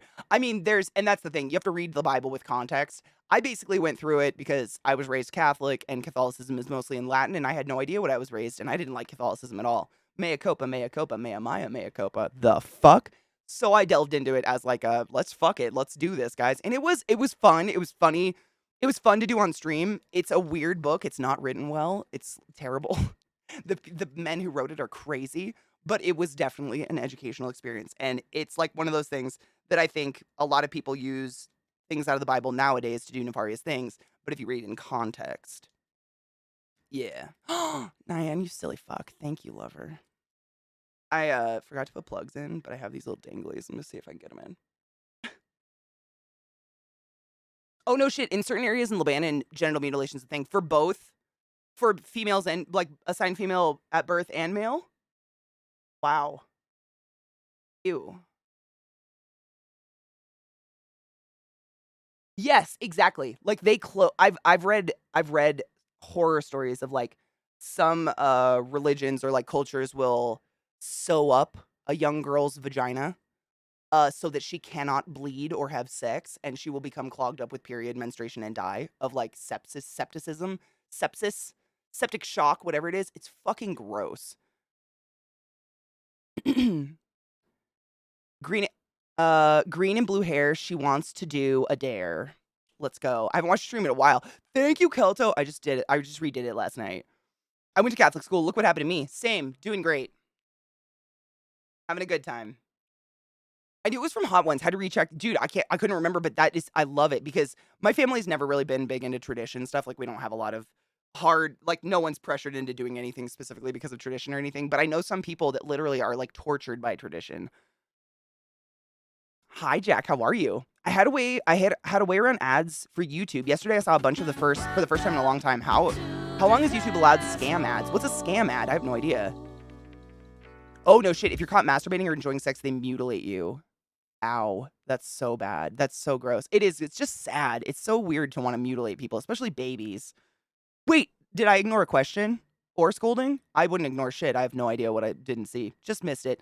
Vissy, you know more than most. I never ignore anything. I physically can't ignore anything. I just miss it because I'm an idiot and also blind. Mayo, thank you so much for subbing to the class, keeping the classy alive, and giving an ace so fucking long. Holy shit. That's almost 2 years. What is time? Holy fuck. Why is my hair so fabulous? I re-dyed it last night, but thank you. Didn't I tell you? They tried to deliver them while I was on vacation, and they needed a signature, so they sent them back. I had to reorder them. No fuck. I'm not kidding. They needed a signature. Oh, dude, it's the dumb. Like, I don't know if it's where I live, but no shit. Zach had to order a graphics card one time. And I shit you not, it was in the graphics card box, like not even in a separate box left on our porch, no signature required, with the shipping label smacked on the front. One time while I was streaming, someone was incessantly knocking at my door, so I go to answer my door. It was someone wanting me to sign for cotton panties I bought on Amazon. There's no rhyme or reason to what they want us to sign for. I have no answers. I don't understand. Like, sure, leave the $1,000 graphics card, but this $5 pack of panties from Hanes, yep, sign. I don't know. I have no idea. It doesn't make any sense. The ads are the same as always, except they're saying things like Elon Musk guarantees you $5,000 if you. Oh, that's a scam. That's totally a scam. I've never had those before. That's super creepy. I know. Well, I just had to reorder them, but like I couldn't reorder them until those ones got back to them. It's just stupid. And they tried to charge me for that return shipping, and I was like, this is just, I can't with this. I'm serious. I think the panties and the filters are the only two things I've ever been forced to sign for. It's just, I'll never forget the panties. It was literally like, a pack of 5 cotton pairs of underwear, like I ordered on Amazon. It was the set, like, and they made me sign. I've never forgot it. It was on stream. It was so dumb. Double my grip. Oh, Spurt, you might be weird. You might be waiting a bit. Ooh. I've heard that people drive by houses and steal shit from the porch. Yes, 100%. Especially around the holidays. It's a big thing. Yeah. Most delivery people, I should say. Ours is the same guy every time, so, whatever. But most delivery people are really, like, conscientious of that, and they try to hide stuff. So, like, for instance, if I order something really small and it's, like, in a flat, soft package, they'll usually put it under my front, like, welcome mat or something like that, Or they'll put it on the side. Like, they always try to tuck it away somewhere. They'd never try to leave. Those are just the two that are the most extremely weird things. Like, that happens every once in a while. I'm sure everyone's had something weird like that. I'm still waiting for the new CEO of Twitter since Elon took that poll a few months back. Dude, for sure, I'm still waiting for Trump to be arrested. What happened there? I haven't worn dangly earrings in a very long time. It's weird. I can feel them when I... Do I move my head a lot? I must. I'm a shaky person. All right. So, my door is cracked. That's what... My door is making a sound. So, if you're just swinging by or you're new to the channel, hi, what's up? My name's Katie. We've been playing this fucking hilarious game called Boyfriend Dungeon, and it's quite literally a dating simulator mixed with Hades, I guess. It's like fighting and stuff. It's the dumbest, funniest thing I've ever done in my life. But I've been desperately trying to get through it, and it's like every time I think we're going to beat it, we're nowhere near, so I'm just not even saying that anymore. I have no idea when we're going to get through this game. But I think we actually get to do some battle stuff today, and that's the best part anyways. So fuck it. FedEx does not give any fucks. They throw our shit on our porch. See, FedEx is the #1 that wants signatures for me. Isn't that weird? It must be regional. I have no idea. It doesn't make any sense. See, and Rod, the only person in the world that was saying Trump's going to get arrested was Trump. So, like, I don't know if the DA even said that. It's all just in his psychosis. I have no idea. He's just crazy. He's entertainment at this point. I don't know. Whatever. Where's my controller?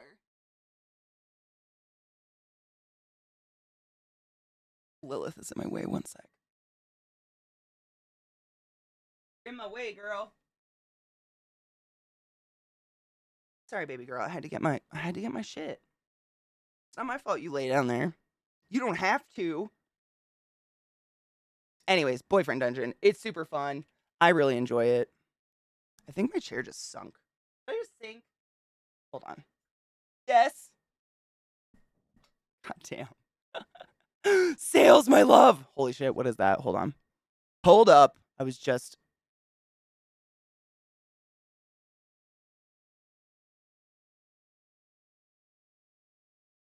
have no words. It's elegance. She's elegance. She's grace. She's Miss Congeniality. Evacuation plan. Run.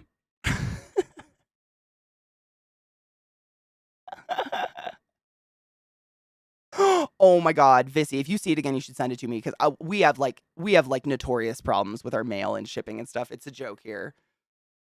Who's the person behind me right here?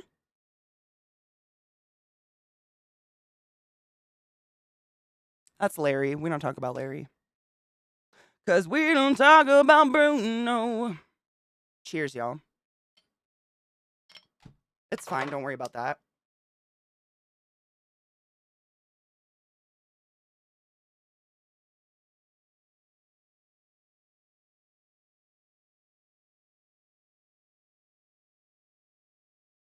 It's horrifying that DeSantis might be worse than Trump. I mean, how do you even compare? Really? Like, they're just evil. I don't even know how to compare evil. Can you give a quick look at DM Discord? Discord, my Discord on my PC is updating right now. I can't get any messages up, but I will. I'll do it on my next break. It should work on my phone. I'm just loading a bowl. Yeah, I had to... It's been trying to push an update for quite some time, if I'm going to be honest, and I've been ignoring it, and today it forced it, so it's doing a thing. It's like on the little spinny dude. Their logo. What is it? Is it a controller? What is their logo? It's like a little pig or a controller or something. This is a marijuana package. It's a beautiful fat ounce of the solution. A little bit less than an ounce because I've been smoking it. But yeah, this is some pots. Hey, is it a controller? That's what I was thinking. I was literally like, I only ever see it spin. Oh no, absolutely, David. Absolutely. I don't mind checking. Oh yeah, I was grinding up weed. So, Jack, honestly, it's kind of like booze in the legal states that I've been in that weed can be as expensive as you want it to be, but all of it's going to get you high. You know what I'm saying? So, like, this is 1 ounce of weed, and it's what was it, with tax? $64? I think that might have been with tip, too, though. Hold on. $51. It's $51 for a full ounce of top quality fucking nice weed, but there's all sorts of brands of weed, and you can get, like, a million different strains, and, like, oh, there's edible. There's so many different types of weed now, like edibles and dabs and all that you can spend $1,000 getting an ounce, or you can spend $60. It's kind of up to you. You know what I mean? I love you so much, Vissy. Fuck yes. Cries in British weed. You know what, Race? Honestly, I had weed when I was in the Brits. And it was not bad. I thought it was pretty decent weed. It wasn't terrible. I think you guys get yours from Thailand, I think is what I've learned. Weed finds me. Zach doesn't smoke weed at all. Nope. I always offer, but he's tried a couple times in his life before he knew me. And he said that every time he tried, either he got paranoid or he just didn't like the sense of To him, it felt like painkillers or something. Like, he felt like he didn't have control of his facilities when he did it, and he kind of felt like he blacked out the time a little bit, and so he doesn't like it at all. But it doesn't affect him. Like, I literally hotbox our bedroom at night and shit. Like, yeah. Oh, really? So I just got lucky then. Weed finds me needs to be a t-shirt. Just put my face on a t-shirt. Weed will find you. I don't know what it is. Everywhere I go. I've never searched for weed. Weed finds me. I don't know. I never travel with weed. I'm not out to get on a no-fly list. But it finds me. It's magic. Yeah, like, Zach doesn't even... I mean, he just has no interest in it. Honestly, he doesn't drink either. Like, he's just kind of high on life, I guess. But it's nice. It means I don't have to share my weed. DeFuck-ass is worse because he's fucking over his state, using it... I love DeFuck-ass. Using it as a social experiment, making it a blueprint for other red states to follow because they have an idea on what they can't do. So if he runs for the presidency, he can... The president. If he runs for president, I just added letters. He can boast his accomplishments. Trump didn't have that opportunity. You're right. You're right. I don't know a lot about DeSantis because I'm not, like, local to him. What I've learned is through you guys. He's horrible. I mean, he's terrible. He's evil. I would try that. Maybe wear your face to legalize it. Can you imagine? I mean, I don't wear your face like a serial killer took your skin to wear it. I mean, if I could get another one, that'd be fine. It's pretty scarred up, so honestly, I'd go for a new one. We start over. It's very illegal. Like, do you get jail time if you have weed?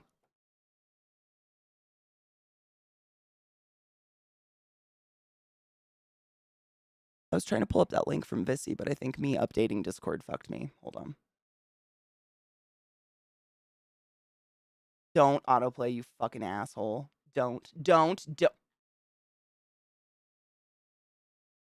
Oh, it's a YouTube short. They don't load for me for some reason. I don't know why. I'm trying. And now it's trying to show me Jimmy Fallon and Shakira. What the fuck happened? I'm down. Are you, like, yeah. Wait, I thought I was just giving you mine and I get to grow a new one. No, it's not you. It's me. I can get it to play. It's just like I have to. It's stupid. If I try to reload the page, it won't reload the one you sent me. It'll just reload YouTube shorts and just start giving me new ones. It's very annoying. YouTube shorts are just kind of funky. It's fine. I got it. What? 6 months for weed? No, race. I'll grab it. I'm about to jump in the game, so I'll play it before we do next break.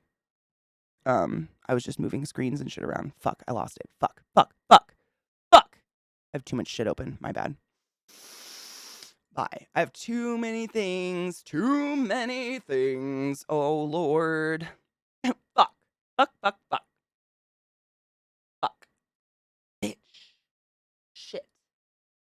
I got it. I am an adult.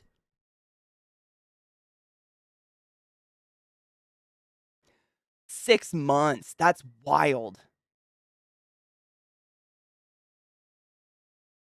Wait, a spider-related speed paint? I love watching speed painting. Is that a joke? Are you being facetious? I watch speed painting all the time. It's actually where I find a lot of my good music.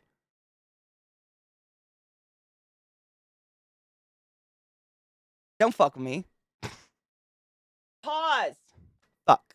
I'm never gonna stop.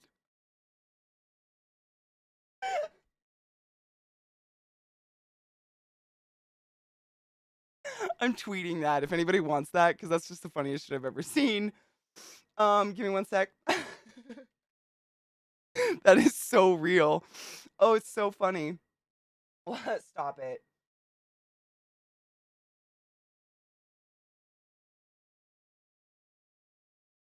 Whew, that's thank you for that, Vissy. That was a blessing. Fuck, that's funny. God damn.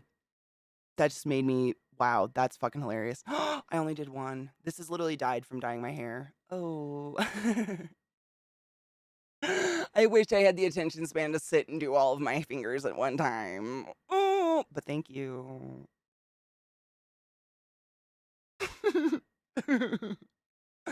I wish. Press. I mean, it was fading for quite some time. I re-dyed it last night. So basically, I dye it, and then every time I bathe, it's going to look lighter. So, like, maybe it looks like I'm changing my hair that often. But I swear, it's just because I'm hygienic. I re-dyed it last night. No bleach, though. Literally, the green really took to the brown. Blue did not. Very interesting. Science. Science. I thought UPS just put a card through your door. So in the US, we have UPS and then there's USPS. And I fuck up which one is which. Which one's just the mail? Is that UPS? I'm pretty positive that the mail, like just, the cards through the slot, the letterbox, UPS. Nope, USPS. See, I'm the worst. I always fuck them up. USPS, letterbox. All those other ones, everything else. But USPS sometimes, like they have a size limit, giggity, Thank you, God damn it. Zach worked for the USPS, and I still can't. Like, he's explained it to me so many times, and I still fuck it up every single time. Sorry, I'm moving screens so I can see chat while we game, all that stuff. Come on. Steam these fucking sales. United States Postal Service, and UPS is United Postal Service? Yeah? I appreciate you. My brain, I hate acronyms. I'm terrible at it. Parcel, United Parcel Service. United Parcel Service. What a strange name. I like it, but it's strange. It's Elsa. Okay. Minimize. Chat, I see you. The game music's going to start. If it's super loud, just let me know. But it's there. It's going to happen. Okay, basically UPS only does boxes, not letter. Does FedEx and all the other ones, do they do anything but packages? I think they just do packages too, right? They're like freight shipping or whatever. So purple. Parcel's a way better. I mean, if anybody says package, I immediately think. But like paparazzi, and from my understanding, is the people with the cameras that are invading your life, taking taking your personal life and selling it and making a profit off it. Yeah. Here's the real secret with TMZ. They're in cahoots with all the celebs, and the celebs and their managers all contact it. Well, I mean, honestly, that was the best. Like, that makes sense. The way you said it, correct me if I'm wrong, is basically like if there is a potential story that's going to come out about you, why not have someone post the facts you want posted first, then wait for people to just make up shit. So like, you get to have your say, you get to have your kind of like word out, I guess. I don't know how to word that. A camera fell in her head during the Oops, I Did It Again video. Oh, yeah, that was it. And that's why she had the bump, and that's why Bumpits came back. Literally, I read, like, that was like part of one of those shows on Netflix that's like the Why We Grew Up or The Way We Grew Up or something like that. It was like the story of why Bumpits came back and why there was a very short period of time where people would buy this weird piece of plastic that would go in your hair that looked like this. And it would sit on the top of your head, and it was like had a comb in it. And then you would brush your hair over it, and you'd have like a fucking dinosaur lump on your head. It's crazy. And it was all because she had to have a bump it. Well, they backcombed her hair over her injury from the camera hitting her head. Yeah, that's the whole reason they came back, was because Brittany got hit in the head with a camera. So all the information about Amanda Bynes coming from her people, man, that's good to know, because I really just hope she gets help. Like, I just want her to get help. That's just heartbreaking.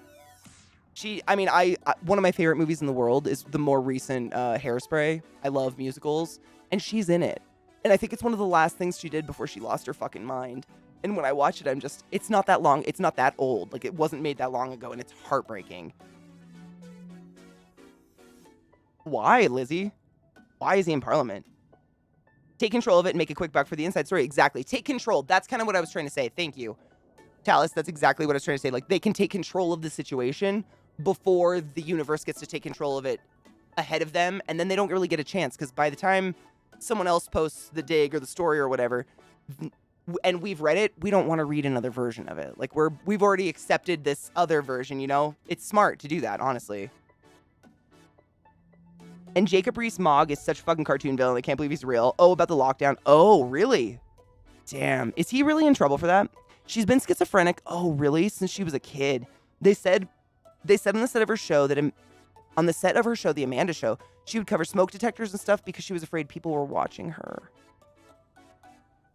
She was 14. They probably thought she was just being quirky, like her show personality. That is heartbreaking. She's alive. Oh, yeah. So apparently, I don't know how many days ago it was. Correct me if I'm wrong. It was a bit ago. maybe a week ago or something. She was found like 40 miles from her home, like naked on the edge of a freeway. And she woke up, kind of came to, and called 911 to have herself committed. Like 2 to 3 days ago. Yeah. Super sad. We just were talking about all that for some reason, like Good Burger and stuff. And I, like, you know, Amanda Bynes was a huge part of all that. And she's just, it's so sad. Like, she's mental illness, man.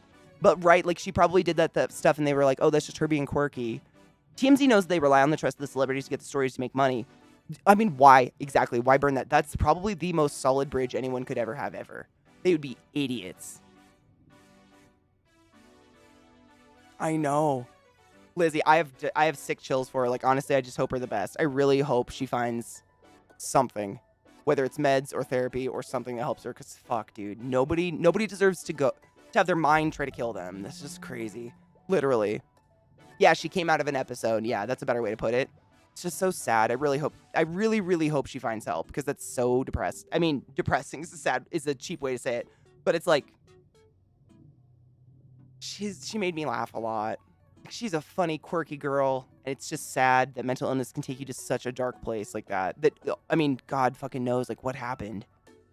Being a child star sounds like the worst case scenario. Literally, I think that's what happens if you're reincarnated Nazi. Like, oh, you get to be a child star. Here's E.T. I don't know. Yeah, I've watched a couple documentaries on child stars, and just, I'm sure you guys have heard about the one. It was like a young boy that was really like the face of Disney for a bit back in like the black and white days. And once his voice started cracking because he was hitting puberty, he still had the child face, but his voice was cracking. They just fired him on the spot. But he was like 14 or 15, was homeschooled because of all this acting stuff, had nothing.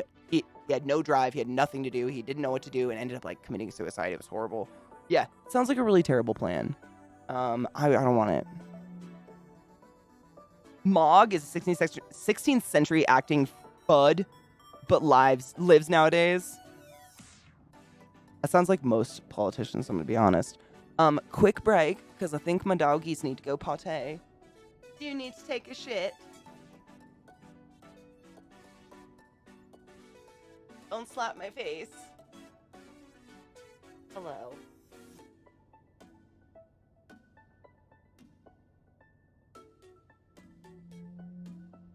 Hi, ma'am. Just need a hug. Sometimes my dog needs a hug. You want to go outside and get potty? She burped. Oh. She's a beautiful girl. Does she not look just like... Does Zelda not look just like her, though? We're getting... I think they're getting groomed in like a week and a half. Dude. Zelda and Lilith look so much alike. The face, oh, it's just bizarre. So weird. My jaw dropped. I was like, what the shit? It's literally like a chocolate version. So, the eyes, the mask, like the pale mask. And then, I know, Lil, I know you hate this. The pale mask and then the darker. Hers, they kind of change as they grow longer, but yeah, they look so, it's literally, yeah, it's like, what would you say? Probably Lilith has like the sepia filter. Just a little bit more gold. But her back is fairly gray. Similar. Just her face has like those gold warm tones. And then Zelda has like the Old West filter. You know, the one that just like, it like, what is it? Probably take the richness out of all the color just a little bit. Just like tone, but she's beautiful. Zelda is a beautiful color. Oh my God, she melts my soul. She's like silvery taupe. I don't even know how to describe it. She's gorgeous. Like, they're both.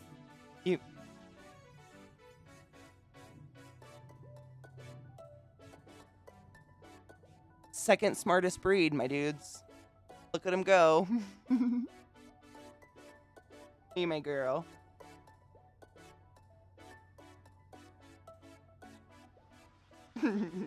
He's a beautiful teeth. Look at those chompers. Did you use those chompers to get squirrels? To cats, maybe? No, we don't get cats. That's mean. Squirrels. Yeah, it's fine. Doves? You try. They're beautiful. Thank you for letting Mama brush those. We have to get them.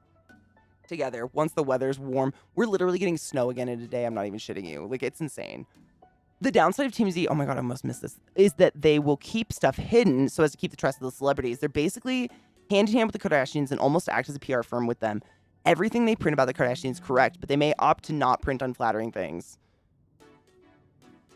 I kind of respect that.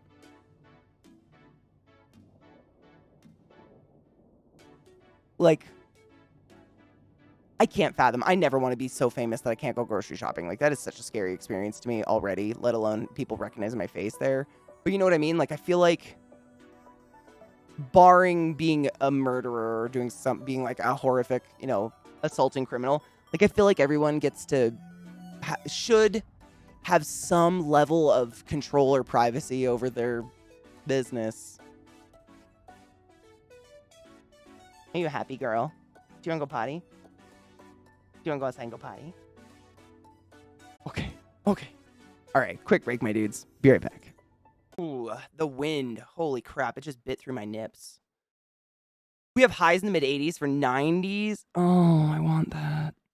It's literally, we're getting snow. Like in a day. Hold on. I never know. Like, it's just, I don't trust, like, it gets nice. And, and your body's like, ooh, it's going to be nice. I'm going to trust this. And it starts to acclimate, and then it gets fucking freezing again. Yeah, snow today, tomorrow, and the next day. Why? I don't. Brr. It's terrible. I'm so tired of being cold all the time. I just want to wear less clothes. Like, I'm tired of wearing fucking 20 layers every day. It's lazy. I'm lazy. Putting on this many clothes in the morning is just like, oh, it's like a panic. The moment I get out of the shower, I'm just like, okay, where are all the layers I can stack onto my corpse? The burb is the word. Thank you for knowing that. You're like the second person, I think. Maybe third. Oh, okay. I'm going to try to toast my bowl a little bit more, and then I'm going to load a new one. Hold up. I love Starcadian. It's great. Also, Zach and I both put a burb on it. I put a bird on it all the time. Like, I'm not even that Portlandia obsessed, but I say put a bird on it. If there's a bird on something, put a bird on it. Zach does it too. It's weird. Creatures of habit. What do we do? I know. I'm doing it. I'm cleaning right now. I'm getting there. I saw. It's almost. Is it East Coast? See, this is what I mean. It's like, it looks black and charred, but there's fresh ass weed down there, just gets stuck. Like, it gets jammed down there. It's great. But I have to loosen it up and, like, unplug the holes, and then it'll burn. And it's going to be, like, resiny and strong as fuck. Ugh. But I do love this bowl so much.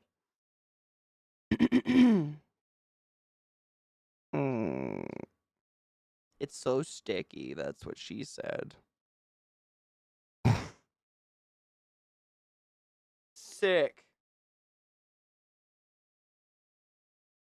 Dude, it's so... I'm going to have to, like, roast it, I think. Hold up. I'm going to have to burner. I'm going to burner through. Sticky weed. This one's... I think this one is a... Is it an indica or a hybrid? What are you? I think it's an indica, technically. And although indica doesn't mean much because it doesn't have, like, CBD in it anymore, it's still... it tends to be stickier. I think indicas are stickier. Hold up.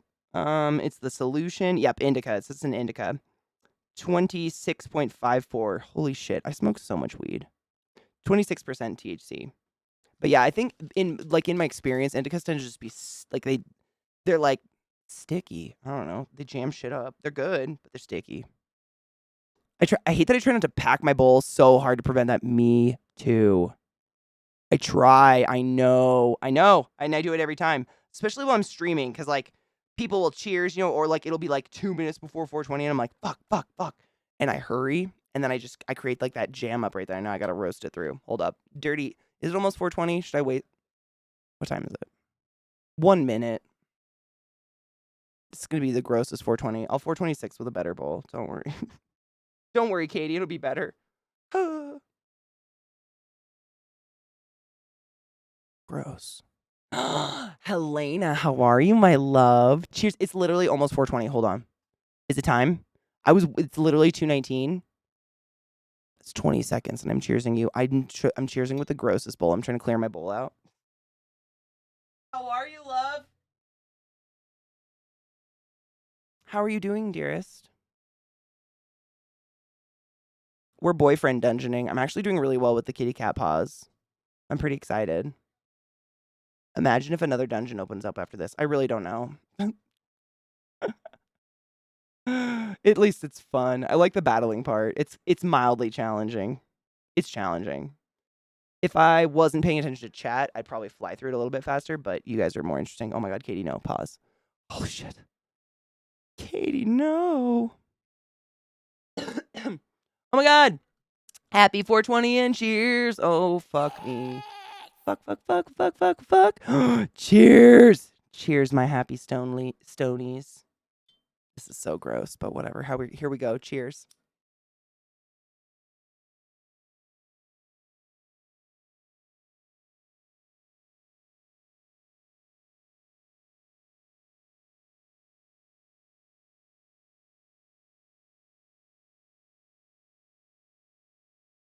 Ew. Having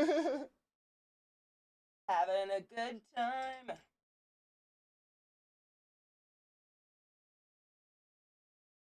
I'm packing a better bowl after this, don't worry. But we had to cheers to the time. Happy 420, my lovers. And to those who don't have any weed right now, I am so sorry. And to those who have hash weed, I really hope your state legalizes soon. Because the amount of money that's pulled in via this stuff is kind of asinine.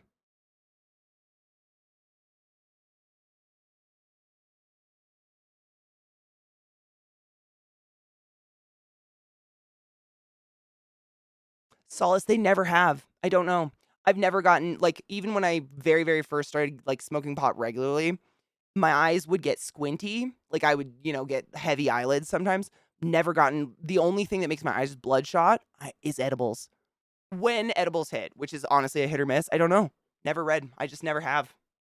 I think it's some people, because what happens is, the reason they turn red is THC vasodilates, so it makes all your vessels get really, really big, and so you get like a flush of heat. Sometimes that's why we get like sweaty. Sometimes we get sweaty hits, and if you have a lot of, like, some people, it just makes them vasodilate in your eyes, and suddenly you see them all, and that's what makes your eyes like super, super pink. You're seeing all those vasodilating capillaries. I don't know. It just doesn't. Maybe my eyes are broken. I don't know. I also don't get munchies. It makes the food taste better. Makes me enjoy food, but I've never gotten munchies.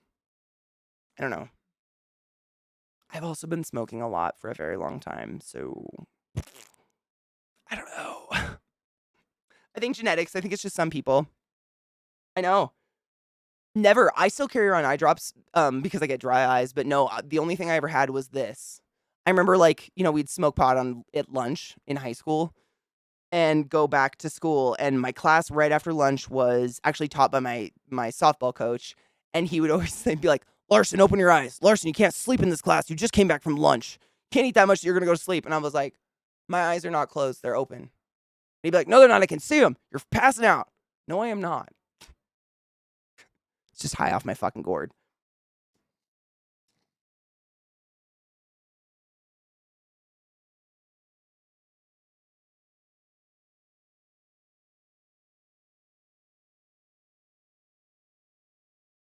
Got it. Yeah.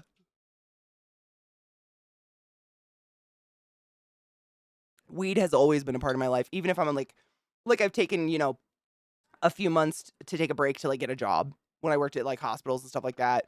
There's been breaks here and there, and I'd still take tea breaks just because I don't want to ruin my tolerance, but I've been smoking for a really long time. 3 minutes to 4:26. Thank you. I cleared it finally. Sticky weed. I have, what did you say, 3 minutes? Okay, I got plenty of time because I have weed ground up, so I'm ready. Please tell me I have weed ground up. Why did I have to get jammed right now?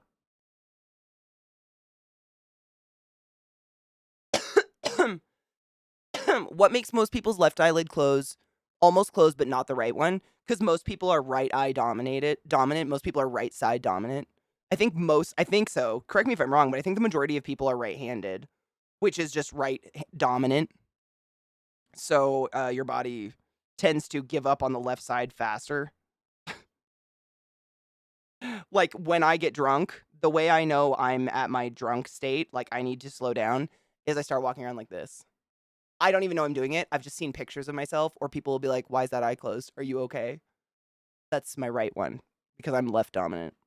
I was just raised to write with my right hand, so now I can do both. But my right eye just gives up. It just says, "No, our vision's doubled, so we give up now." This is so gross. I'm probably gonna be late. Sorry. I don't know. I really punched. It was such sticky, fucking nasty ass, like nasty. Ew. Oh, gross. Oh, gross. Oh, it's kind of like popping an amazing zit though. If you can get the whole. Oh, gross. If you can get the whole fucking clump out. Ew. That was jammed up in there. I'm telling you, my dudes. There's a time and place where you will smoke this. I'm not there, but it will come. Ew.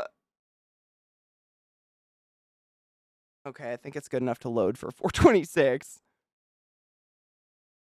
Yeah, absolutely. Katie the pirate, seriously. This one, immediately. And I notice it not even when I'm just drinking, like if I'm really tired, and I'm trying to stay awake to watch a movie, I'll start watching like this. It's so weird. I've noticed myself do it multiple times. Like recently, I've noticed it. It's very weird. It's we were actually just talking about this the other day. I think it was Anubis was asking me because he's like ambidextrous and has never figured out if he has a dominant side. When I was a youth and I was first learning how to snowboard, I took a lesson at our like our local ski hill from its some high schooler gave lessons or whatever, and it was literally like a 4-hour lesson. And we went up the hill, and he was like the first thing that you're taught or that you have to figure out is what foot goes forward. Like, what foot do you naturally put forward? Like, what way of your board? Are you a left foot or a right foot? One's called goofy. Is it left foot forward's goofy? That's just a term in snowboarding, goofy footed. I don't remember. And because I'm kind of like weirdly ambidextrous because I think I was supposed to be left-handed, but the way I was taught to write was to stick your left hand under your butt behind your back so you have perfect posture and then write with your right hand. Like there wasn't an option, Catholic school. And so I was like, I don't know. And where the fuck is my grinder? Catherine. Just kidding, found it. I'm late. I know, this is the worst. Oh well, I have a clean bowl. So what my instructor did was had me stand. He was like, okay, stand here at the edge of the hill and just face down the hill. So I was literally at the top of like not the bunny hill, but like the smallest ski hill. I was at the top just looking down, and he straight up just like power of the palm to my back. I'd say pushed me, but it was more like a push and pushed me down into the snow. It was like 3 feet of powder. Don't worry. I was fine. But whatever foot instinctively goes forward tends to be your dominant side and will be the foot you put forward on your like your best side, your most dominant side for snowboarding. Most snowboarders at a certain state, we go back and forth between sides constantly, depending on like what the grade of the hill is or something, or if you're just on a ski hill. But that was the way they found it, was to push you and watch the foot. Which was at the time alarming, but funny. Funny.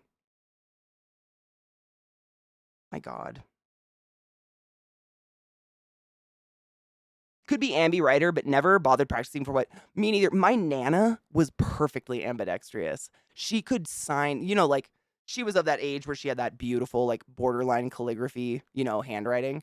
And she could sign her name perfectly, beautifully with both hands. I was always so jealous.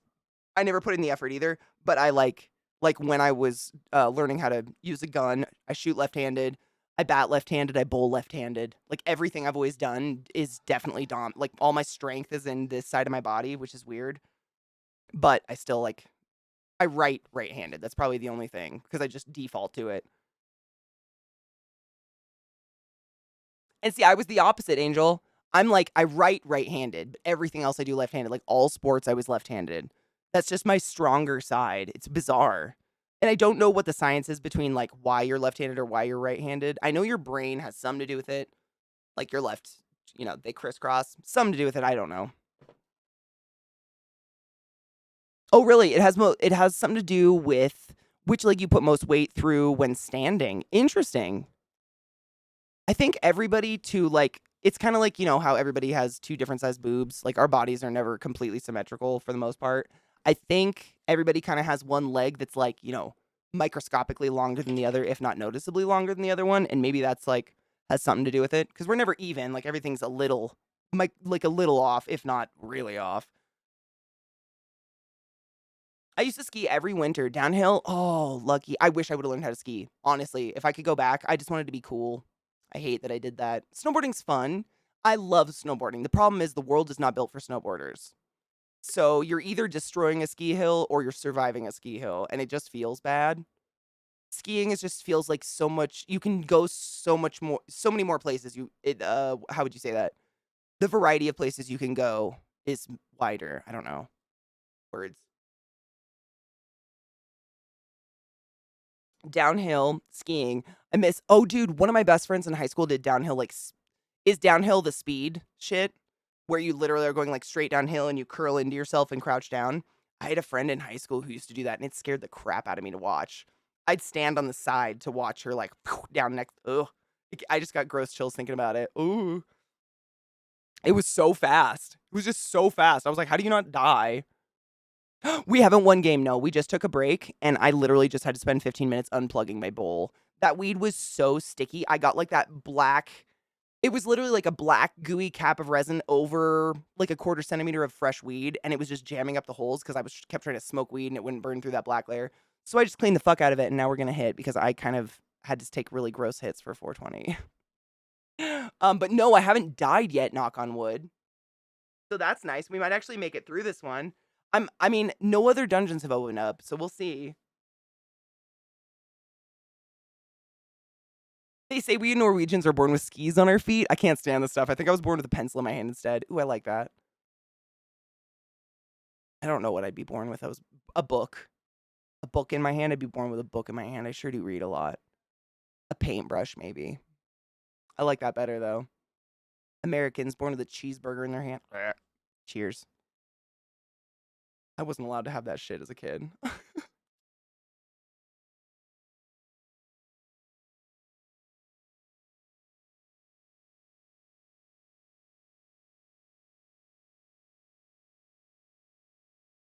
Born with a bong?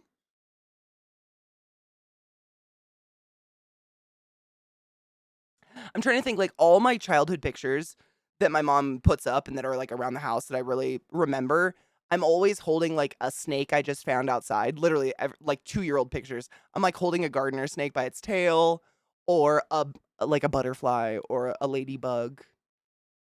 I don't know, maybe not a thing. Maybe just a craving for nature or something. I don't know. That's all of them. Like, we would go down to the Puget Sound and, like, look in the tide pools.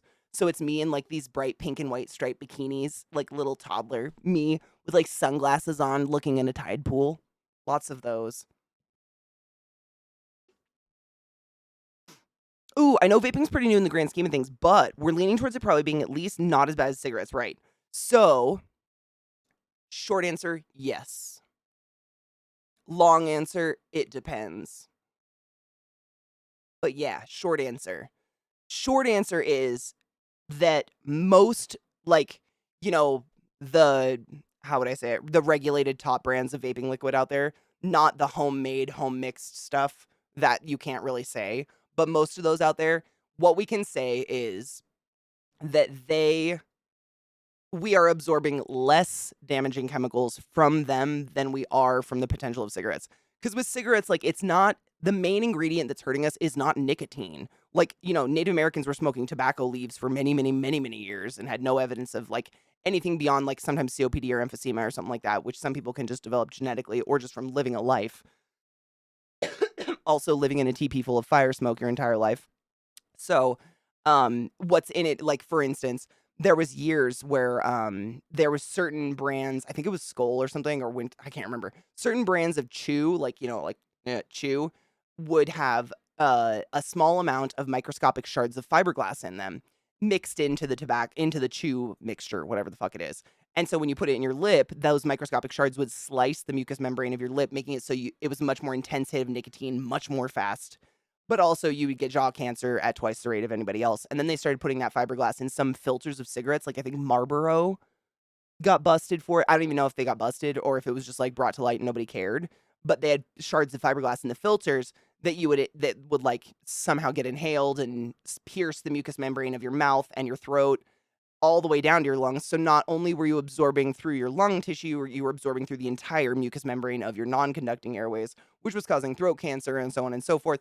So, and a lot of those tobacco companies are just like those ancient companies owned by ancient rich white families. No one's going to change their minds. No one's going to regulate them. Like, they're going to do what they want. Whereas vaping's so new, and it's, I'm sure you've heard of those stories where like some people were mixing some vape liquid, especially weird, weed vape. They were mixing it with like, I think it was like vitamin E oil or something like that. And the problem with those oils is they're so heavy and dense that the heat that the coil your vape is burning the vape liquid at isn't hot enough to fully vaporize the oil that they were the carrier oil, we'll call it that. The carrier oil, it's not hot enough to vaporize that carrier oil to a molecule small enough for absorption.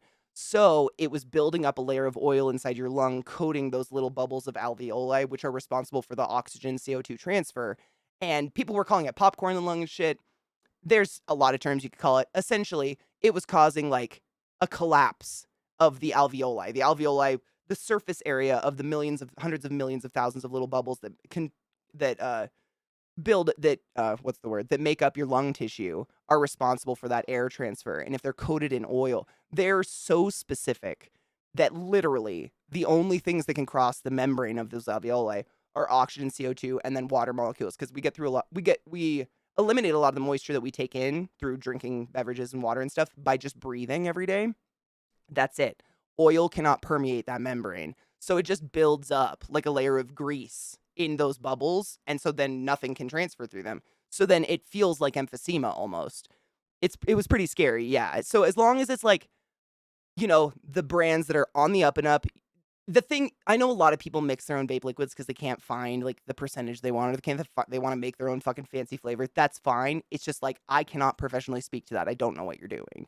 I can't say anything about that because like the ones that these companies are making, they're being regulated and watched like a pharmacy almost, like the the manufacturing process of the liquids.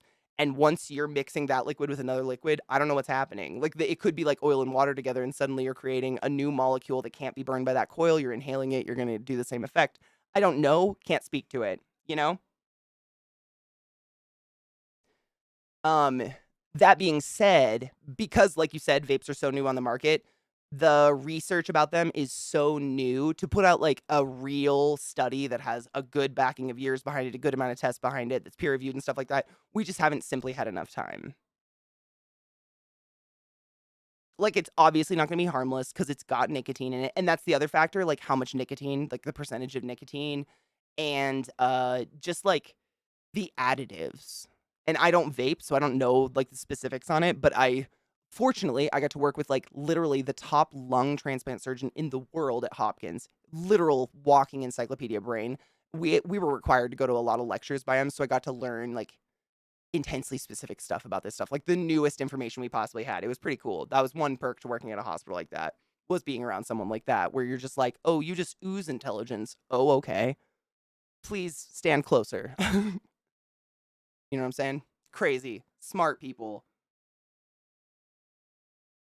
I love when you talk medical.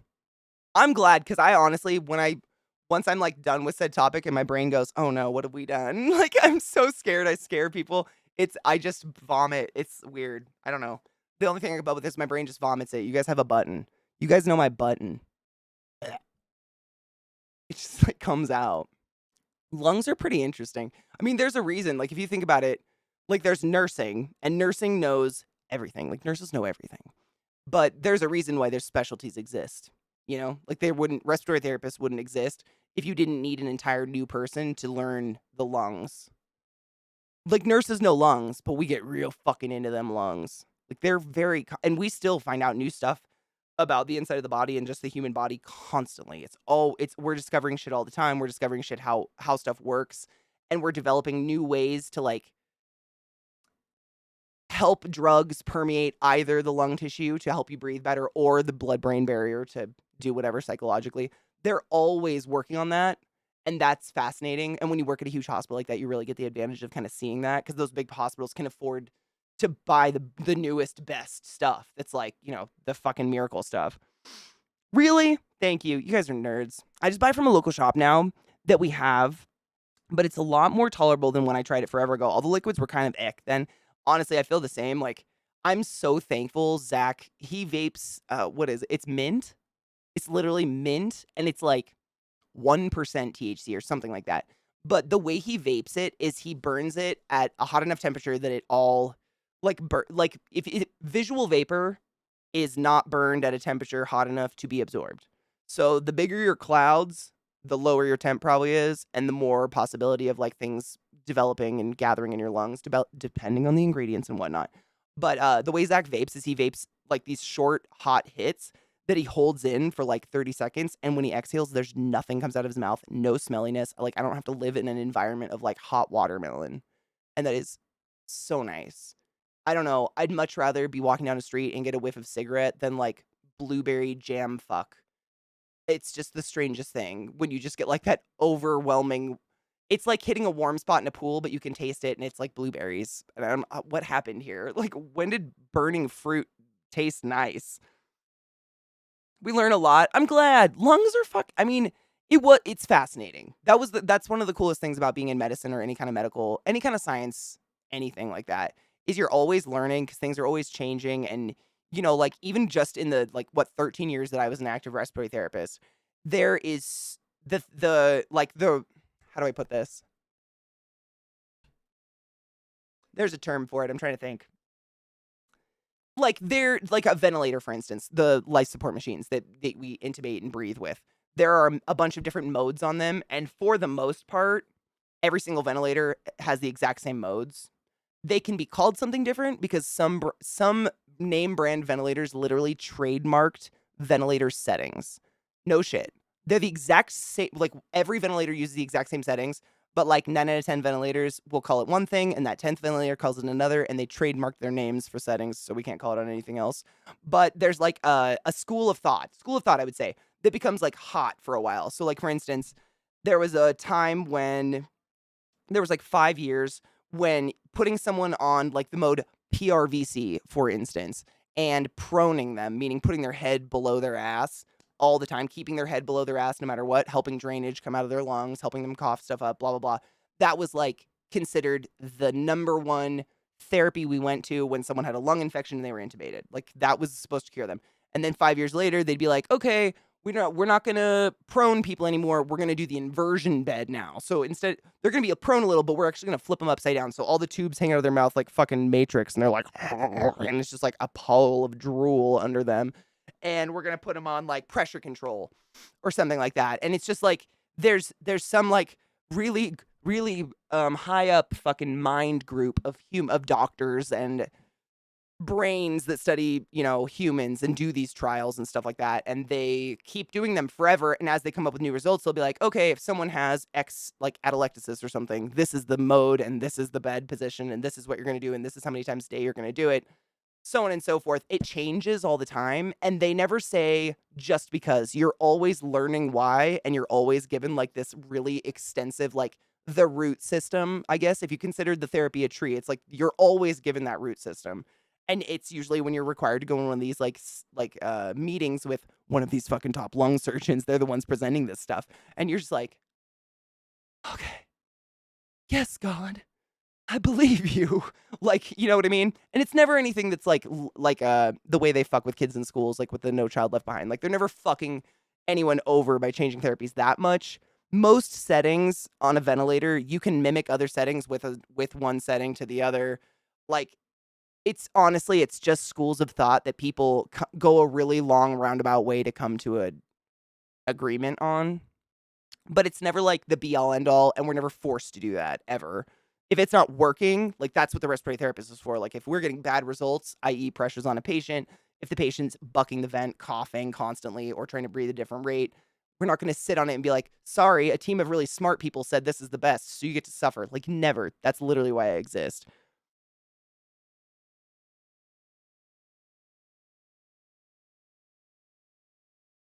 I anxiety researched a bunch of lung stuff after my dad was told he had stage 4 non-small cell lung cancer. Thankfully, which after 3 years of Keytruda. Oh, he's in remission? That's amazing. Dude. Fucking congrats. I'm so happy for you. You know what's crazy? I actually I didn't care for a ton of patients that had cancer. I worked in a surgical ward mainly, taking care of patients with intense wound therapy, flaps, I don't know, sick stuff. Some crazy stuff. People that had horrible cancers where half their body would be removed, so we were trying to rebuild it, stuff like that. So I dealt with more ventilate this person without busting their stitches because their jaw is not connected to their nipples. But my unit was literally directly below the oncology unit. So we would help each other back and forth. So I learned a lot about cancer. And what I learned is fuck cancer. Speaking of, the next 4 or 5 days, I will be activating through Tiltify. I've had a problem getting into my Tiltify account for some reason, so I'm working on it. But I'm going to just side note, have a little charity going on in the stream for a wonderful organization called Fuck Cancer. Because fuck cancer. Big time. Big time. It's so tragic. We shouldn't all know someone or be someone who has been touched by cancer in a personal way. And it is that way right now. It's just wild how fucking prevalent it is everywhere. There's no rhyme or reason. I mean, especially getting to work in an environment like that. You see the young and the old and the healthy and the sick. Everybody gets cancer and there's no fucking logic. It's just eat a cupcake. You never know. That's my opinion on life. Dye your hair blue if you want to. You never fucking know.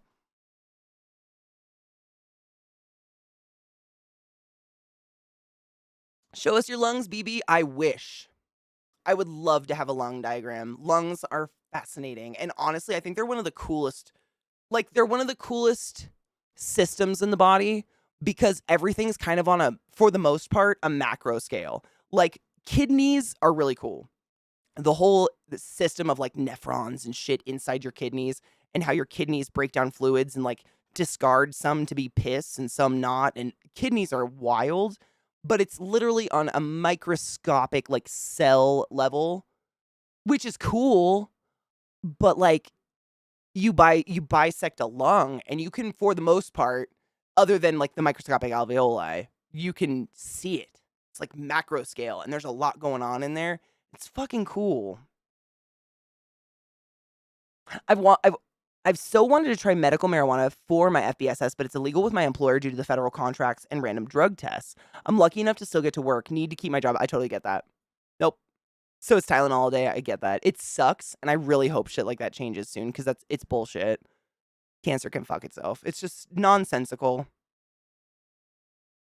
I haven't mentioned it before, but my dad passed in October. Oh, Honeybean, I'm so sorry. Of last year, dude took it a champ and touched out for a few years, but that shit, it's fucked. I mean, both my parents my dad died to cancer when I was 7. Mom had breast cancer a few years back. She's considered a survivor, thank fuck. But God, it's just not, it doesn't make any sense. I'm so sorry.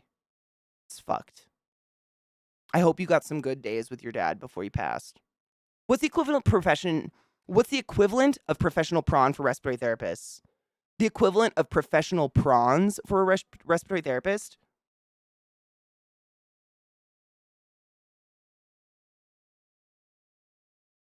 That's a really good question.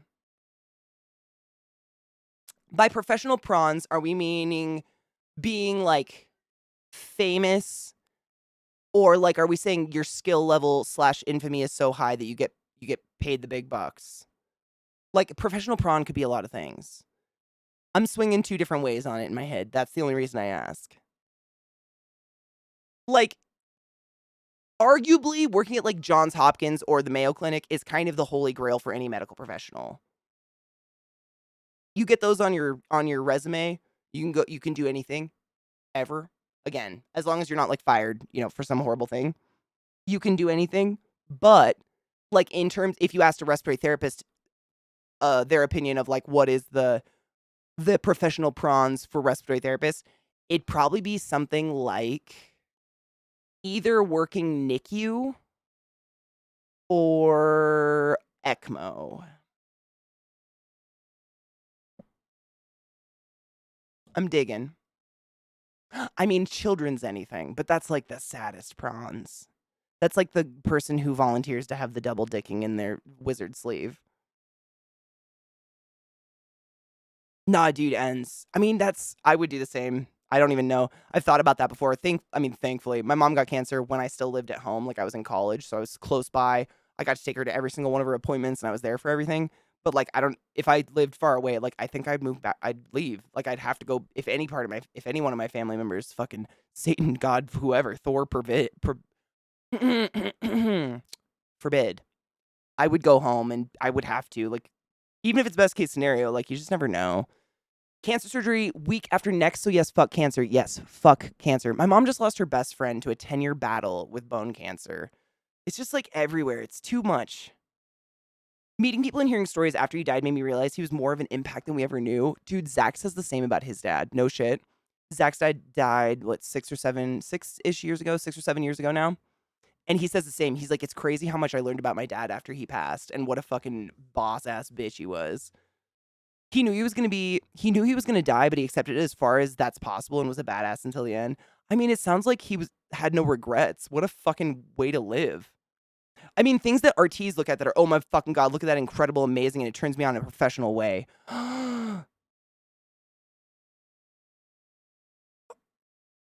Wait, and it turns me on. Oh no. That's a really hard question because our job is like so much death. Like it's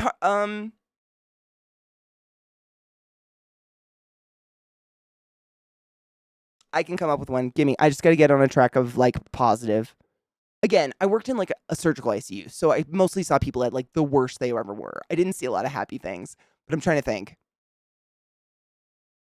Okay, wait. Like, have I told you the story of how my mom, like, CPT'd that little toothpick thing out of someone's lung? Like that? Are you talking about, like, a thing that blew all RTs out of the water? Like, you're a legend for this now? Like an event? Because that. But seriously, like, working in a children's hospital across the board, you're a god, you're a different level of human. It arouses me because I can't do that, and someone has to.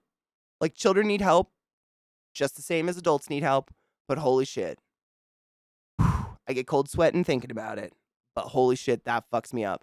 Anybody that works in children's is a fucking god by any means, by any standards. But running ECMO is, I think I've described it to you guys before.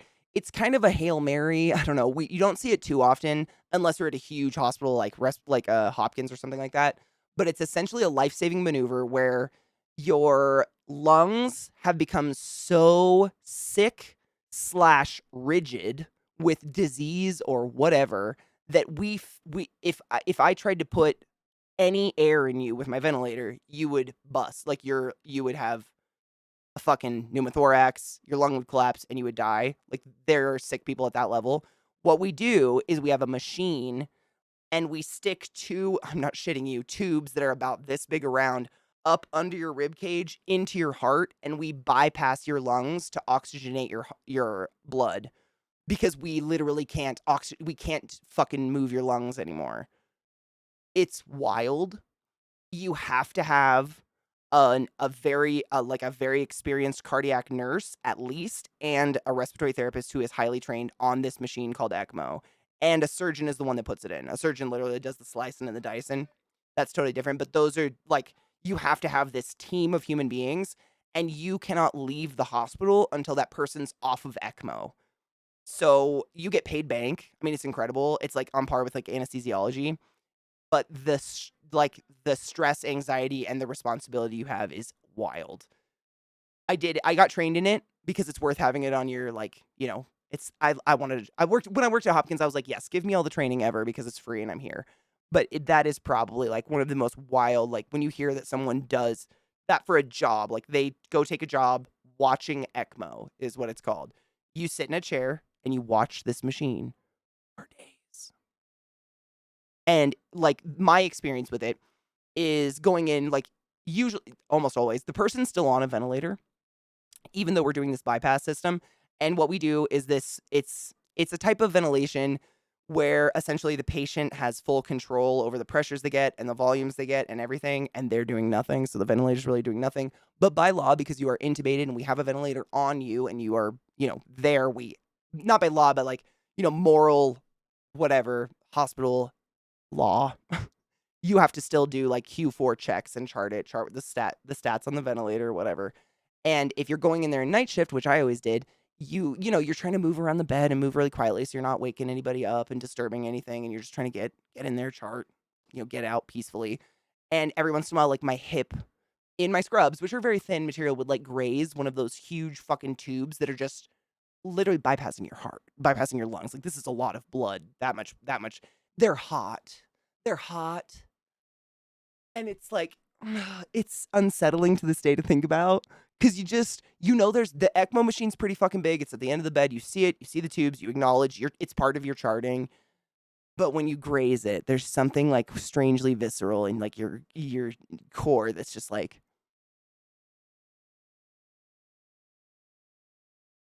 I was like in their heart or something. Yeah.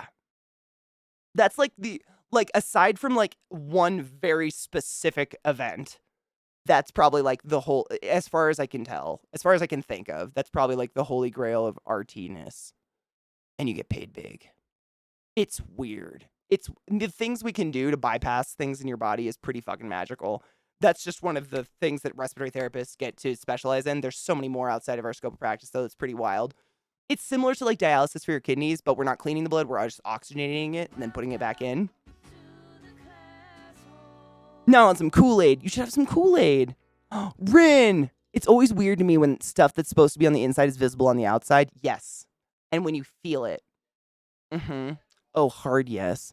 Thank you so much for subbing the class, keeping the class alive, and giving any swings for 2 fucking years, honey bean. How are you? Hell yes. Thank you. I agree. Yeah, it is. It's unsettling. There's something about it. Yeah. It's very strange. It kind of is like blue raspberry, right? I dyed it last night myself. It looks all right. I don't know why, but when I got out of the shower and saw it in the mirror, it reminded me of something from Mario, and I can't put my finger on it. I don't think there's anything in like the classic Mario that's just blue and green, is there? Besides like Luigi. I love blue raspberry too. It's one of my favorite fake fucking flavors out there. Thanks. I didn't bleach it. I just re-dyed the bleach. I don't bleach on my own. I ain't that fucking brave. I'm not that gutsy. I don't want to fry my hair on my own. I'm trying to think of another time that like another just one, because that one, I think I've told you about ECMO. So the one I was talking about with my mom, just to give you I don't know if I've told you that one before, Zoe, but this was my mom's story, and it's one of those things that like in Seattle, actually I've heard people talk about it across the world, across the US, because we have to go to conferences all the time for like ventilator shit. And I've heard people from different parts of the country talk my mom's story. It's pretty legendary. So if you've ever had a root canal, the way that, at least the way that I have experienced a root canal, is they like drill away the bad part of the tooth, and then they have these little like, Professor Timeslip, thank you so much for subbing the class, keeping the class alive, and giving an 8 swings with that prime sub. I appreciate you. Do not forget your prime subs. Bitches. Bezos makes enough. Thank you. So what they do is whatever root of the tooth is like in danger, rotted or whatever, they use these little needles that are actually a file. It's like a file, but it's like the size of like a sewing needle, and they like jam it in the root and file away the rotted bone, the rotted tooth or whatever in the root. And then they take another one of those little files that has like a rubber coating on it, and they put that in there, and they literally like cut it off, like snap the end off, and that's what fills the root of the tooth, and then they fill it up and put a cap on it or whatever. Very layman's description. But I can't remember how far back this was. Like for many years now, at least as far as I've experienced, when they do any sort of dental work in your mouth, they use like what's a dental dam, essentially. It's like a piece of rubber that goes across the back of your throat. Not the back of your throat, like the back of your mouth. It hooks between your molars and basically guards anything like tooth debris or one of those tiny microscopic things from being inhaled or swallowed into your stomach, because that's bad. I've heard some people, like, they'll only surround like that area of the mouth or something like that usually when you have a root canal, because there's lots of drilling and like tooth dust and stuff, and these fucking file needles, they do the whole back of the mouth, damn, because they do not want any of that going anywhere. So I don't know how this fucking works, but for some reason, this patient that comes in and the dentist did not choose to use any sort of dam in the back of the patient's mouth and was doing a root canal and dropped one of those needle files. And the patient inhaled it into like a lower lobe of lung, so low that we couldn't bronch it out. So by bronch it out, see, I told you, I'm vomiting. By bronch it out, I know. I can't even imagine. And this is the crazy part. You don't have nerves in your lungs or in your bronchial tubes. So they didn't feel it. The dentist could have lied. The dentist straight up had to say, okay, I've just dropped this down your lung. Like, you just inhaled that. You don't feel it. That's the crazy part. When they go, because it was like a sewing needle going down into the branches of your lungs that are like way down here. So bronchoscope, I'm sure some of you have heard, like, it's basically the same thing they use to scope your ass when you're like 50 or over to make sure you don't have cancer. We have smaller, much more delicate glass lensed bronchoscopes that we can go down into your bronchial tubes and look or suck out mucus. There are some like elderly people or people that are disabled where they'll get a lung infection and they literally can't cough the infection out. And I've always told you guys, anytime you get a productive cough, meaning you're getting mucus up, cough it the fuck out, like get it out of your body as soon as possible. Captain Bohica, thank you for those biddies, you generous slut. I appreciate you. And so we'll do that a lot. Or there's another one where we can go in and it literally at the end of the scope, there is this tiny little, like the head of a pin sized little like chomper, like Mario chomper, like, and we can use that to either grab things out of your lung, like if someone inhales a piece of food or a foreign body of any kind, we can grab it and pull it out of your lung. Or we can grab pieces of your lung. That's how we do biopsies too. We can do biopsies with this little guy. We can like chomp at the sides of your lung, but it's so fucking small. It's like microscopic. It's crazy tiny. But your bronchial tubes at a certain point literally get so small that we don't have a scope that can go down that far. They're like the apexes of your bronchial tubes. They're super, super narrow. And that's the narrow places that are feeding into the alveoli. And your bronchial tubes, by non-conducting, I mean there's no oxygen transfer. All that branching, if you look at lungs, you see all the like tree branching. None of the branching has any oxygen transfer value at all. It is moving air to the alveoli, and the alveoli, like the pink fluffy tissue of your lungs, is made of hundreds of thousands of bajillions of microscopic little bubbles called alveoli. Those are responsible for all the oxygen, CO2 transfer and whatnot, and the wonderful weed smoking we do. So you can imagine if an entire bronchial tube gets clogged by literally anything, let alone a fucking needle file that has tooth infection all over it, you can get so many different diseases. Your body can actually encapsulate an entire lobe of lung and just, it won't even collapse. It will encapsulate it. So you'll feel short of breath, but an x-ray would just show a lack of air movement. It's really creepy. Your body will protect you in any way it can. It'll do that the same, like if you inhale a piece of food and you don't go to the doc, something like that. So we couldn't go down far enough to get this needle. And literally, they're preparing for surgery. Like they're getting the operating room ready and everything, getting the surgeon, they call him at home or something like that, some specialist lung surgeon. And there's something we do to patients, also another thing, before bronchoscopy sometimes, to help people mobilize either secretions that are built up in the bronchial tubes and or a foreign body. It's called CPT. Essentially, I get to beat the living shit out of you. No, for real. What we do is either we take our hands in a cupped motion like this and like do this shit to your back and the front of your chest. And what we can do is invert you, meaning like put you on a bed, strap you to a bed and put your head lower than your ass and like do this cup motion kind of like almost just as hard as you would like hit a bongo drum, but like with cups on your hands. So this is creating like an air pocket. That air pocket causes like the vibrations in your lungs and can cause you to cough stuff up.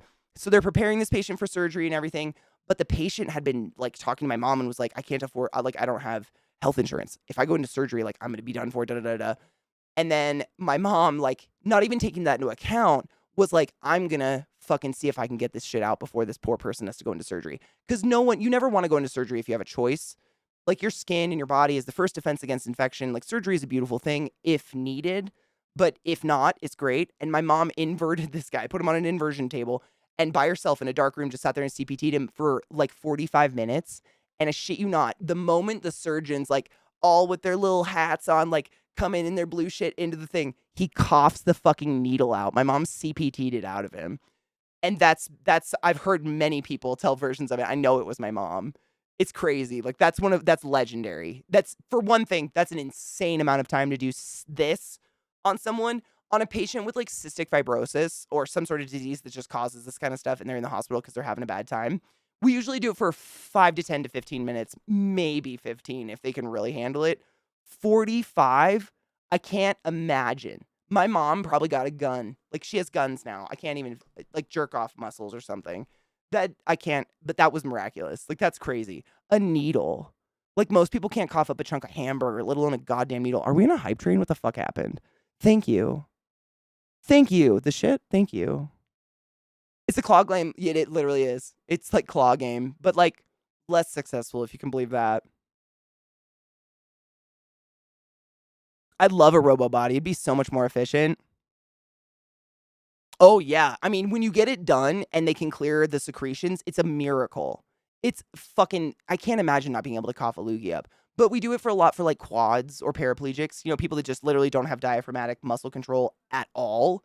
Well, it helps them so much because you can literally, it's like night and day if someone's just accumulated. How did we get into this conversation? So many fucking secretions that they can't breathe. You know what I mean? It's the worst. How did this happen? Weren't we playing the boyfriend game? You guys are like a button.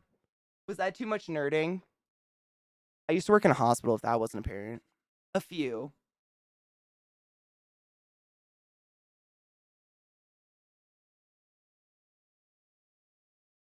Ooh. Wait, what is it? Ooh, wench, which machine? Like a breathing machine? Look at that cowlick. It's crazy. I hate you. Oh, ooh. Oh my god, I must see them. I actually have seeds right now for black foxgloves. Oh no, not foxgloves.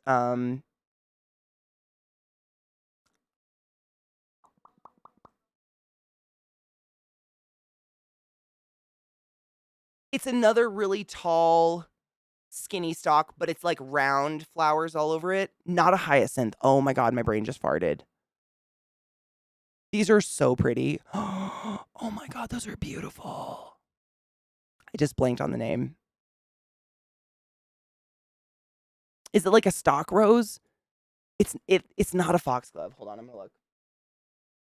I've had these seeds for a couple years and I'm finally ready to plant them. Yes, hollyhock is the word we use for them. Yes, you were correct. Stock rose, another word for it, hollyhock. I have some black hollyhocks I'm really excited to grow because apparently they're amazing for butterflies and hummingbirds and all that, like garden health in general. I can't remember the name, but the one that sucks out the phlegm and saliva for people with ALS. Oh, like, I mean, yeah, bronchoscopy, definitely, like a bronchoscope. Or we do, an EBIS or, nasal. We can, like, put a tube down your nose into the back of your throat, down into your lungs and suck stuff out. But that one feels terrible. That one's a terrible experience. Fuck yeah. Welcome home. It's been great. I can't remember the name, but yeah, I think that's the one. Blues and blacks, they are really hard to find. True ones, yeah. Yes, Rin, same. I know, my brain farts all the time. I just knew it was one of the tall stalk ones. I love hollyhocks. I think they're really pretty. A surgical vacuum for your mouth and throat. Oh, like a yanker? Yank hour? The yank hour? The like the thing at the dentist?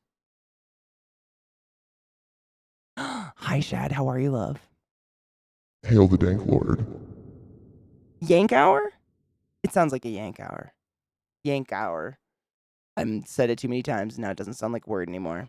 But yeah, those, we have tons of those in the hospital. We use those all the time. Those are so helpful for people, especially like a lot of people tend to drool down the back of their throat when their mouth is stuck open on a ventilator and you don't want them to inhale it. Oh, it helps so much. Yeah, yank hour. Yep, it had the attachments to like suck, but then it also probably had like a mouth, like a tooth care, like a mouth care sponge and all that. Yeah, that stuff's dope. What up, Orcus? How are you? I have to pee again. I think I talked. I don't know how long I talked. I feel like we just took a break, but I swear to God, I've just drank too much water. This is already empty. Shit. One of my tarantulas is just like up on its glass, straight up looking at me. Oh, you probably can't see it. It's right there. It's a dwarf, so it's just like it probably likes the heat from my heater, my guess. I know. Well, I swear to God, I just took a break and then they got me on a fucking medical spew and now I have to pee. I've just drank too much water. It's because my throat's so rough. I really thought I was like dehydrated or something because for the past 2 days, I've been like this. I don't know what's happening. I don't know what's happening. But I drink a lot of water and now I just have to pee every 15 fucking minutes. Ooh, black tulips. I love tulips. Oh my God. Oh, ooh, the spiky edges give me some feelings. That's like almost a burgundy. The tulip Vincent van Gogh. That is gorgeous. Beautiful. Wow. It's literally like almost a like black burgundy. That's fucking beautiful. I love them. There's also, if you're looking for more black flowers, there's one that I've had, and I don't know why I remember this. It's a butterfly bush, but it's called like I think the Black Knight. Like Knight. Black Knight butterfly bush. And they're big and they really are good for butterflies and stuff, but they're real big and they have truly, oh my God, I love that. These were my favorite. Back when I lived in Washington in the Skagit Valley on the West Coast, there is a huge like tulip festival. And I'm not shitting you when I say acres and acres and acres and acres and acres of every fucking tulip you can imagine. These are my favorite. Like the ones with the wiggly leaves that are like torn up a little bit. Yeah, those are so cool. Yeah, the black I've had my eye on it forever because I really like butterfly bushes. They get really tall, which is nice if you're looking for like a sound barrier or some privacy. But the entire stalk, like the end third, is these big bundles of beautiful clusters, and you can get them in almost every color. But the Black Knight one's gorgeous. Me too, and it's May for me. That's my planting type of year. I'm very upset. Oh, I love smoke trees. Oh, I think there is another name for them. Those are really cool. Another one I have an eye on that I think they get pretty big, but we only have one tree, and I'd really like some more trees in my yard just because we live in the desert and I need green. A tulip tree. Have you guys ever seen a tulip tree? It's not actually a tulip, but it develops these like seed pods / flowers all over it that are green, just like the leaves, but they look like a green tulip that like dangles. Look up tulip tree. I'm gonna go pee. Look up tulip tree. They're really fucking cool looking, and I'd love to have one of those for my yard. Ugh, dreams. BRB. I'm a pussy, but fuck, it's cold. It's like my skin just dies when the cold wind hits it. I don't know why. Oh, my fucking burr. Holy crap. Aegis! How are you, love? Burr. Wait, didn't get ripped up with my weeds though. Dude, I don't think it's possible to kill lavender. I think lavender is literally borderline a weed, to be honest. Lavender's great for an area that like is dry and desolate and you don't want to pay attention to it. In my experience, lavender's great, but it's so hard to kill. Lavender's one of those weird plants that like almost it dies complete. Like it looks like it dies in the winter. Like the entire plant looks dried up and gross, like a weed. And you can literally cut it down to the ground, or you can just leave it. I'll leave it for like 1 year and then cut it down, then leave it. Because sometimes it'll give support for the new stalks to come out and not like just flop to the ground if it's like a really wet year or something. But literally, like lavender, I don't think you can kill it. I think your lavender will be good. I love lavender. It's great. It smells amazing. It's like great for bees and hummingbirds and stuff. It's one of those really, really good pollinator plants, I think. But I think it's real hard to kill. What's the temp there? It's not that cold. It's just because the temp keeps doing this. Like, I think it's like, what, like 39 degrees, maybe 40. It's not that cold, but like yesterday it was like in the 60s and it was kind of warm and I actually had to turn the heat off. It just won't make up its mind and it's going to snow tonight. So it's getting colder. The wind is cold. I have bad circulation. I don't know. I'm just a pussy all the time. Doing okay? Good. That's all we can ask for, right? My dad wants to grow lavender, but my smama is allergic. So they've been trying to figure out a good middle ground on the lawn. Allergic to lavender? That sucks. Oh, I love lavender. I mean, BDO. I am Legion. That sucks. Thyme is good too. I've heard thyme is really good for like kind of like a xeriscaping kind of lawn. You can plant that kind of thyme that can be a really good, like, thick-ass ground cover. You can walk all over it, and for the most part, it's fine. Like, obviously, don't abuse it, but, like, it's really good for ground cover and, like, maintaining a root structure in your yard, you know? I've looked into doing thyme and white Dutch clover, I think, is really good. Just if you're, like, we live in the desert. I don't want to use a lot of fucking, like, water. I don't want to leach the planet. Two Dope Home, thank you so much for something to the class, keeping the classy alive and giving it a swings with that Prime sub. I appreciate you. Don't forget to use your Prime subs, y'all. Use this as an example. Stop shoving those $5 bills up the greasy asshole of fucking Bezos. Thank you. Enjoy your emotes. Go forth and be consensual. When it first starts to be spring, my allergies go nuts and I'm colder for some reason. Me too. It's because the weather's doing this and you can't, like, acclimate. Like, it'll be below 0 here for a while and suddenly, like, 15 degrees feels balmy and warm. But that up and down fucks my fucking internal temperature regulation. Slays, bitch. Thank you so much for subbing to the class, keeping the class alive and giving it a swings to that Prime sub. I appreciate you. Don't forget your Prime subs. Go forth and be consensual in all the ways. I love you. Thank you. Fuck Bezos. I agree.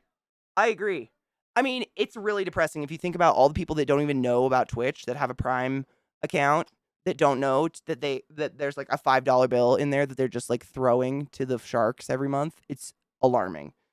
You could probably well support most streamers on Twitch if all those accounts were well aware of Twitch. Like, it's fucking nausea. Cheers!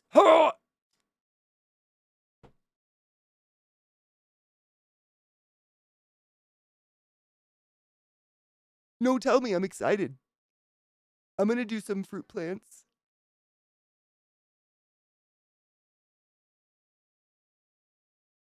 I mean, I love the greasy ass G-string that I have, but like,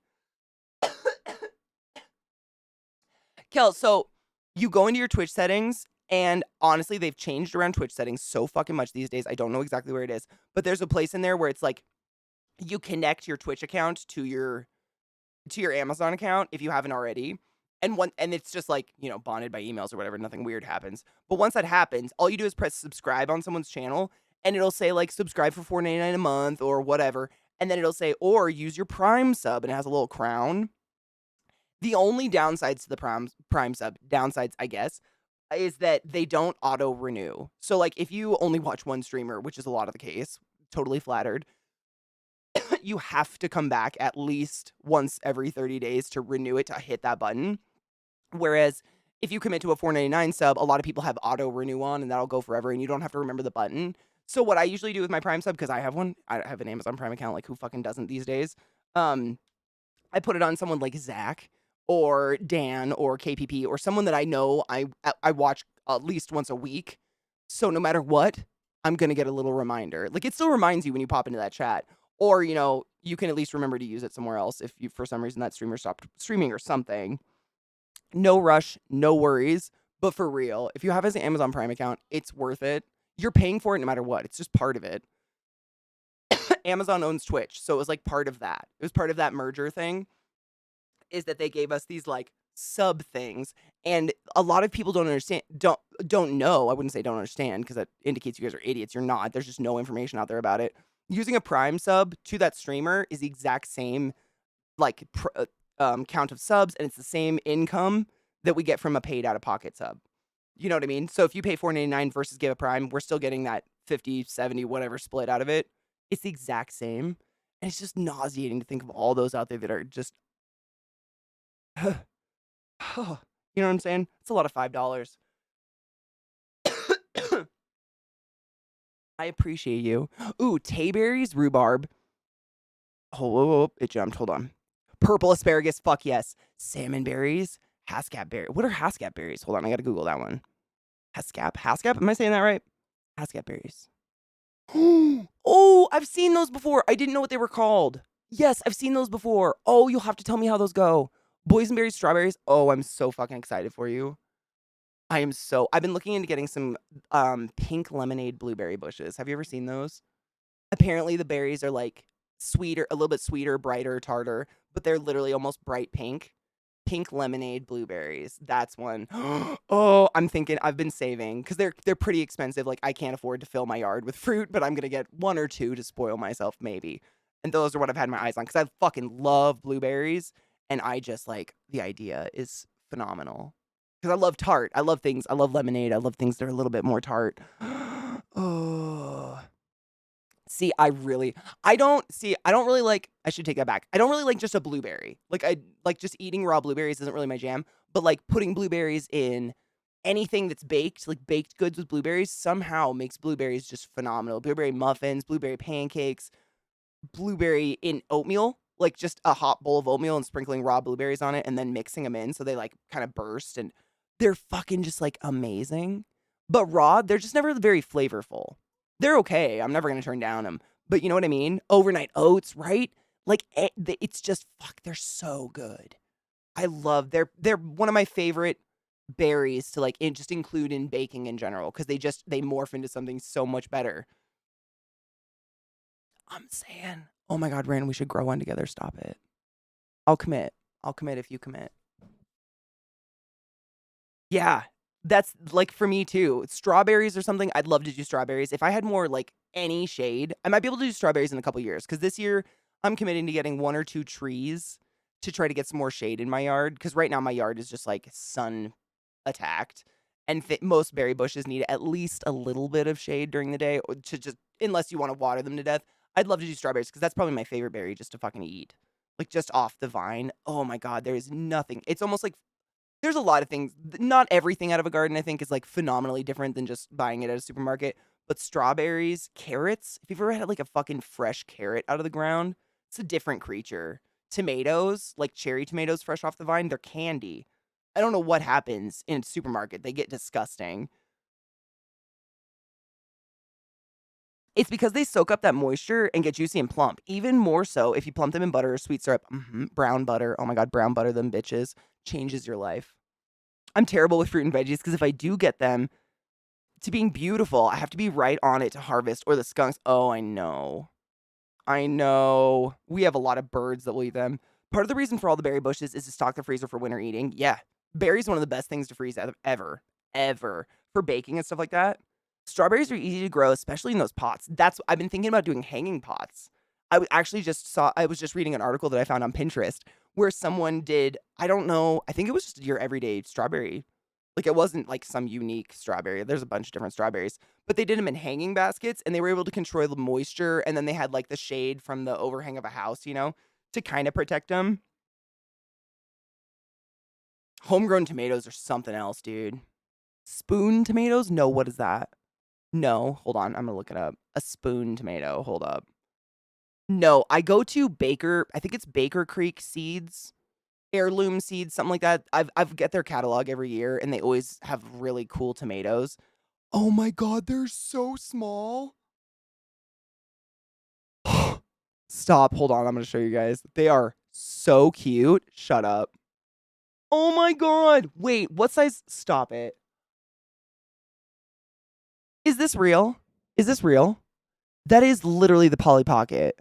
What the fuck? Yes, blending frozen berries. Oh my God. If you put a frozen banana in there, I swear to God, it's ice cream. I agree. It sails hard. It's like ice cream. That is... Look at that little shit. That is so cute. Look. Stop it. I couldn't eat them. They're too... Stop. They are so cute. How do you eat one?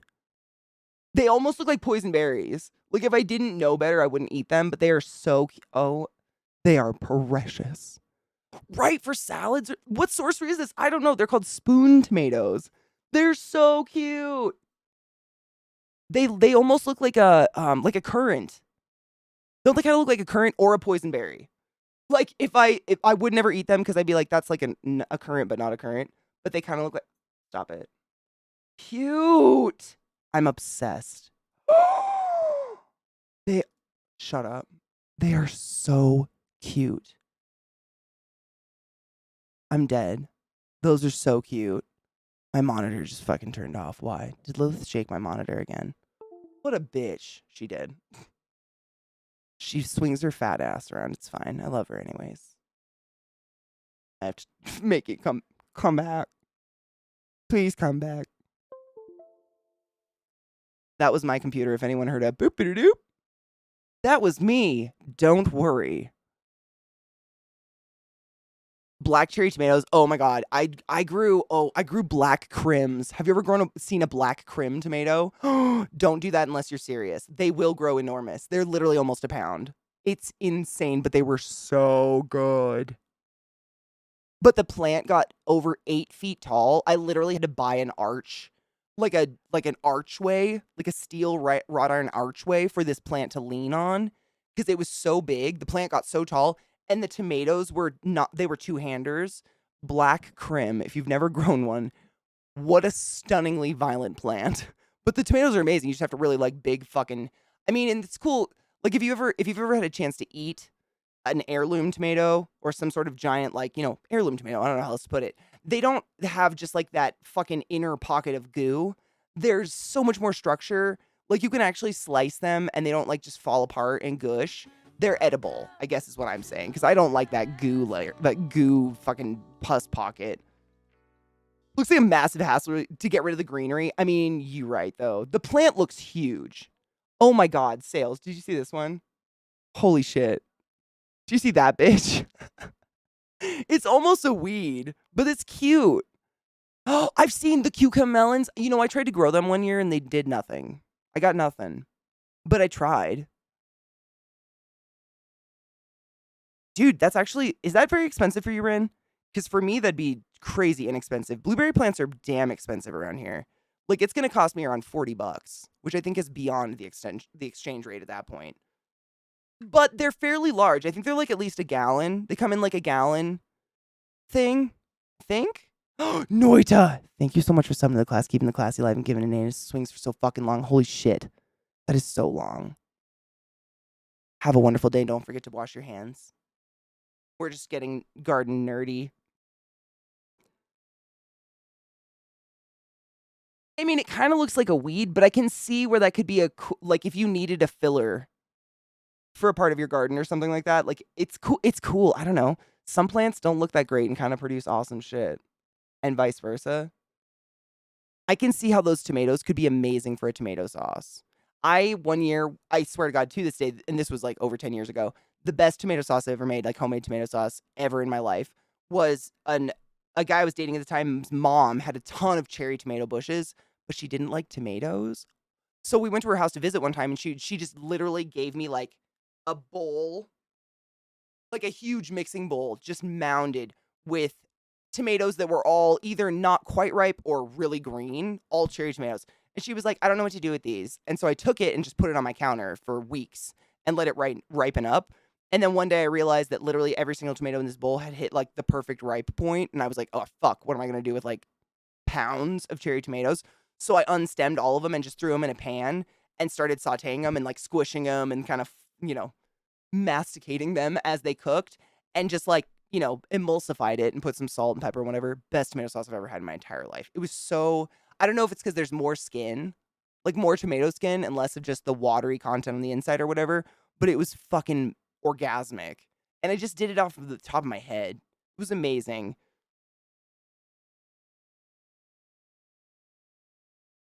Wash your hands. I mean, I'm probably just going to say it forever. COVID really gave me a good lesson. People don't wash their hands. It's nothing personal. I just want everyone to. Oh, it's the same price as my other ones, but it's a 1.1 liter container, and I have conifers for an acidic place. Oh, fuck yes! Oh, I'm so excited. I'm gonna make a note. I gotta get pink lemonade blueberry bushes.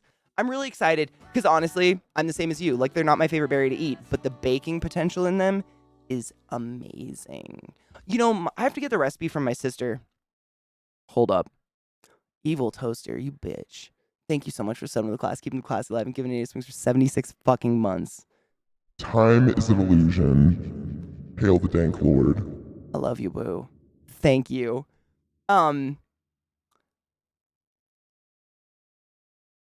Blueberries, what was I gonna say? Fuck. I forgot. I love you, Toaster. Thank you. Dude, for real, it was like masticating. I couldn't think of another word because I think I literally used like a potato masher to like the like, because they like burst if you don't. Ooh, I saw the coolest piece the other day on Facebook and I wanted to share it with the community. Ooh, yes. I mean, if you have the link, I can give you a permit and you can do it in chat right now and we can just look at it. Or you can put it in Discord and just tag me. Either way. Sister, I forgot already. Hold on. Pink lemonade. I'm going to write it down. Maybe it'll remind me.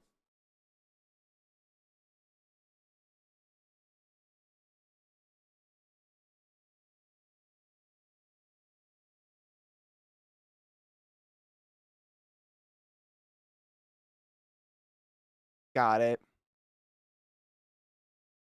Dude, and I've read that there's something. I read this ages ago, or maybe I heard like I watched a lot of cooking TV, so it was something like that. Someone said that you should never refrigerate tomatoes. Like, buy tomatoes when you're going to eat them, or don't buy tomatoes. Something about putting tomatoes in a cold atmosphere changes them molecularly inside to taste like shit. In layman's, super layman's terms. Sales, you fuck. Thank you. Thank you.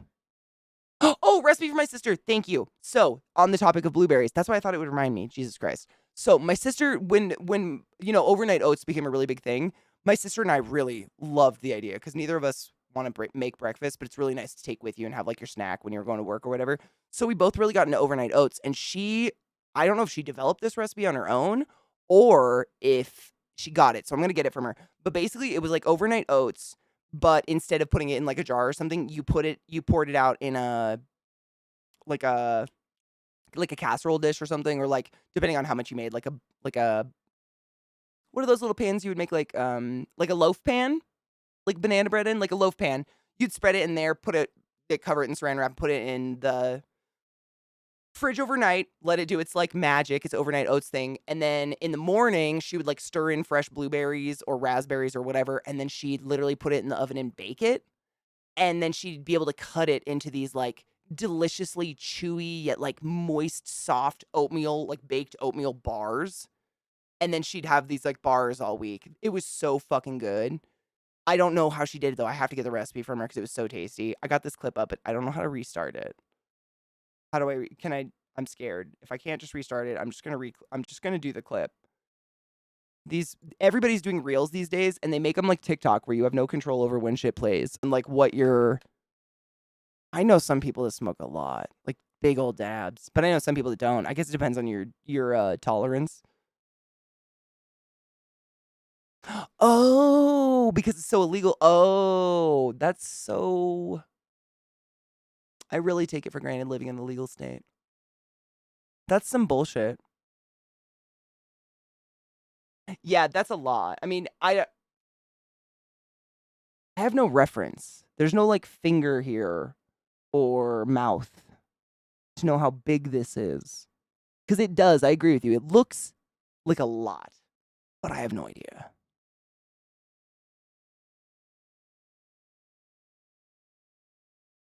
Dude, I've only done dabs once ever, and I didn't notice any noticeable difference over weed. I don't know if it was bad dabs or if it was not enough, or if I just smoked so much weed, I'm just never going to notice.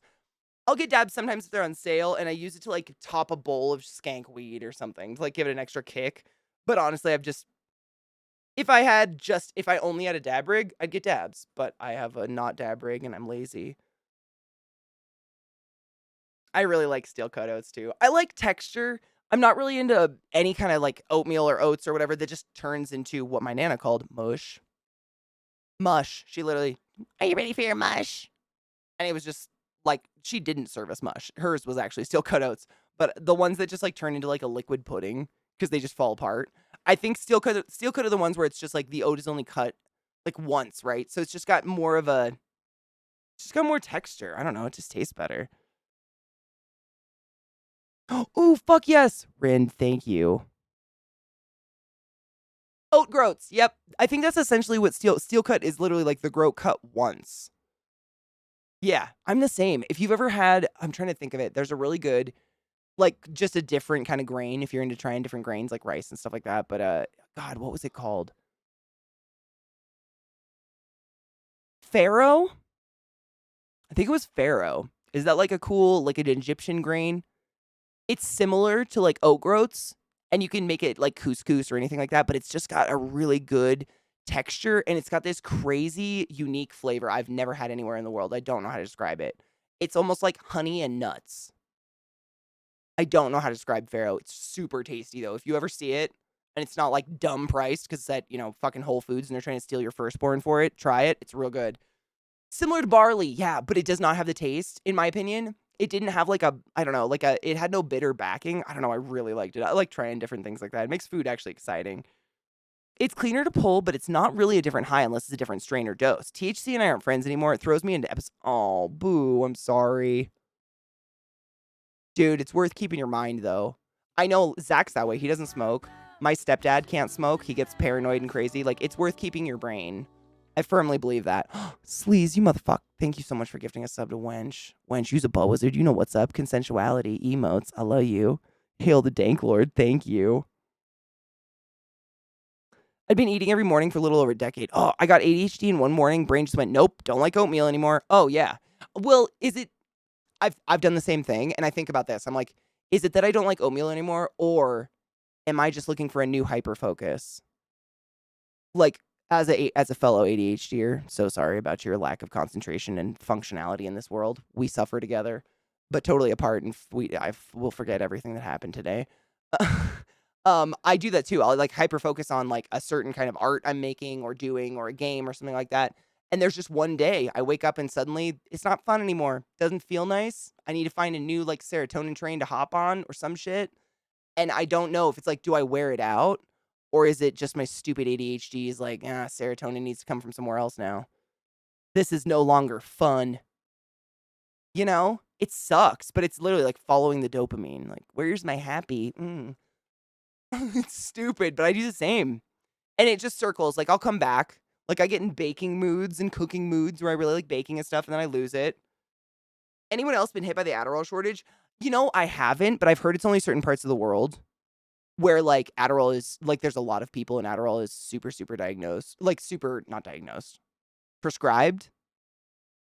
Whereas there are some places that just don't have as much of a population, but I've heard a ton of people have literally had to change their meds because of this.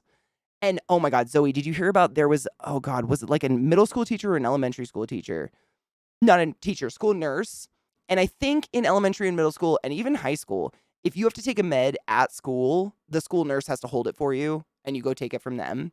And the nurse was like giving her patient, like the kids, Tylenol and stealing all the Adderall. I don't even know if she was taking it. It's insane. I heard about this just a couple days ago. It's literally insane. Por qué no los dos? Exactly. I do the oat groats because steel cut here is 5. No shit, steel cut? What the fuck? Is it because it's like is it like an in thing? Did they mention it on the British Baking Show or some shit like that? I find every time they mention a special ingredient on the Great British Baking Show, it's on an end cap and it's twice the price it always is. And I'm just like, okay, I like that show too, but like, you ain't getting me to spend that. Yeah, you hyperfixate on different foods and love them, and then the loved ones will buy you it. Yep, and then boom, you don't want it anymore, and then suddenly you have boxes and boxes and boxes of the thing. I keep the thing though, because I know I'll cycle back to it someday. It'll happen. I saw a meme that made me feel so damn sane. Sometimes people ask me how I know all the random shit I know with varying levels of politeness and belief in its veracity. And all I got is I have ADHD and interconnection and really good research skills and zero self-regulatory mechanisms.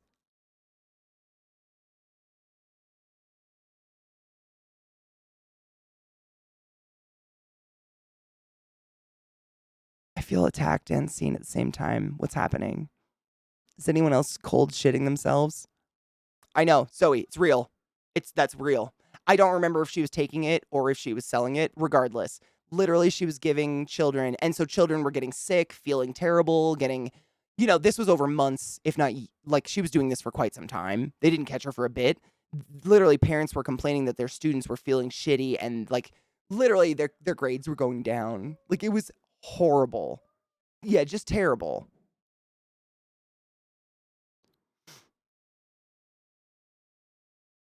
Oh, it has to be imported in Germany. It's just not a thing here. Yep. That sucks. That's probably one of the very few perks to being in America is we have everything. Like, you're hard pressed to not be able to find something. If you can't find it at the local, like, Weggies or whatever, you're probably there's an Asian market around the corner, or a Mexican butcher around the corner, or a Puerto Rican butcher around the corner, or so on and so forth. Like, we are like, in most of the places I've ever lived anyways. I tend to have lived in either Denver, big city, or coastal cities, which are just like very diverse, and you can find so much. I've never had to order an ingredient. Like, I know I've watched a lot of like food TV and stuff. Sometimes on YouTube, they'll say like, oh, I had to order this ingredient online. There was nowhere to find it. I've never found that. I can find that shit because it's just like we have a lot of different nationalities and cultures everywhere. It's pretty cool. That's like one of the few things. Very few, but it is nice. I will never take that for granted. We can find almost anything because we love to import and export. America.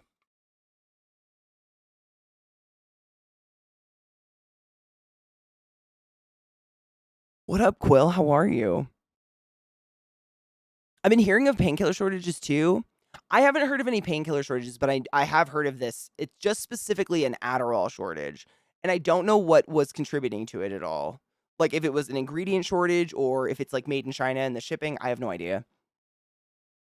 Same here. Oh, hard. Yeah. I mean, I think we gather. We gather because it's hard to be like, I'm sure you guys have all experienced it where like either you feel like someone's become frustrated with you or they definitely have become annoyed / frustrated with you because of something ADD you've done. But like other ADHD people, like it's really hard not to be forgiving because you see someone do something that maybe to the rest of the world might be weird and annoying, but you're like, nah, I did that 5 minutes ago. Like, here, let me turn your body towards the thing you wanted to direct at. Now you're welcome. You know? Like, it's just, I feel like there's a lot more understanding with people that get it. American grocery stores are amazing. You know what's sad, though? Honestly, the grocery stores aren't the best place to go these days. Like, they're overwhelming. Like, sometimes, I don't know, it depends. Here, like, the ethnic food aisle, normally where you could find some different ingredients, tends to be kind of shot. But in some places, it's been okay. It's just, like, so much crap. I don't know. I don't even go to the grocery store anymore. It's just crap. It's just aisles and aisles of shit that I compulsively feel like, oh, I don't fucking need that. Why am I here?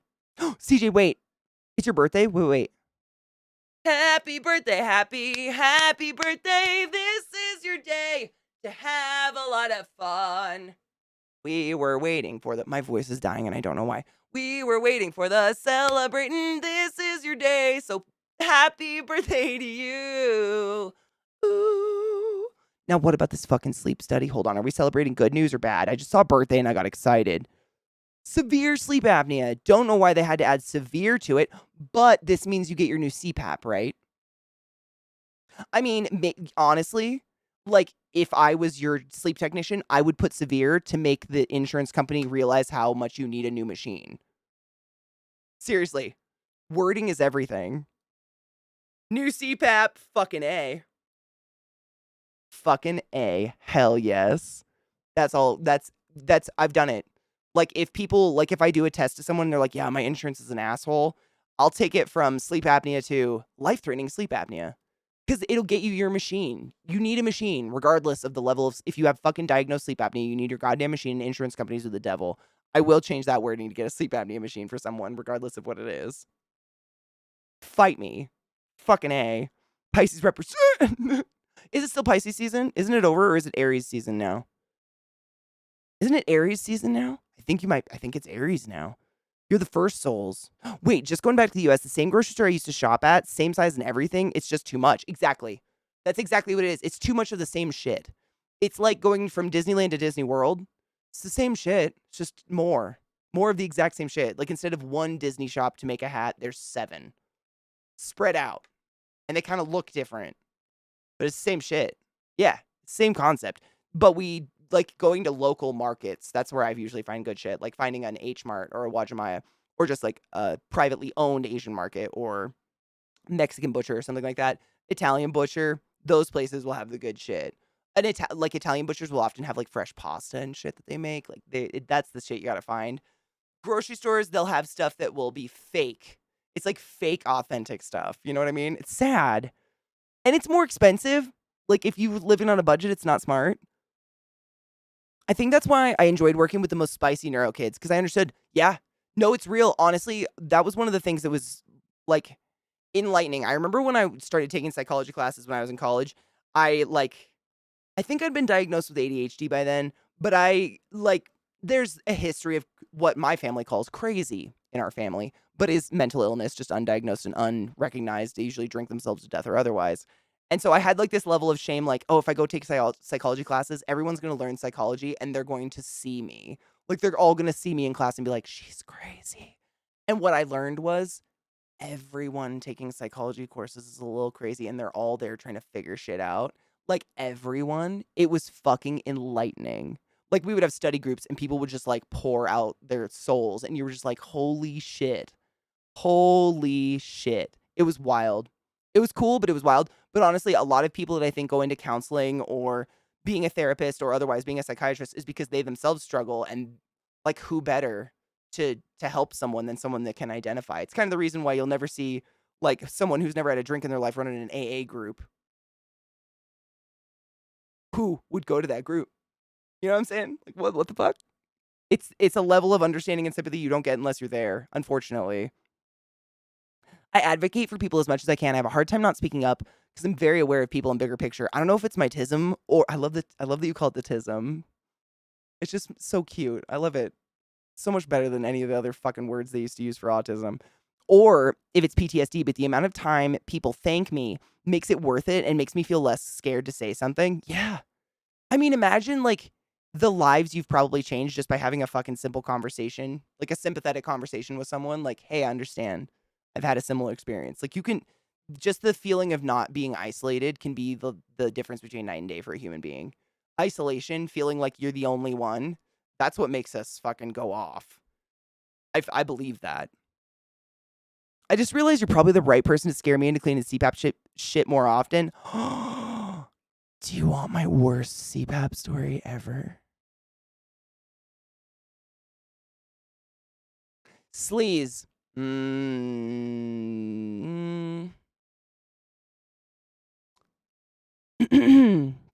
Hypothetically speaking, you'd have better luck telling your insurance company that your CPAP was stolen, getting another sleep study, getting another CPAP machine covered by your insurance, and just having 2 CPAPs and trading the batteries back and forth.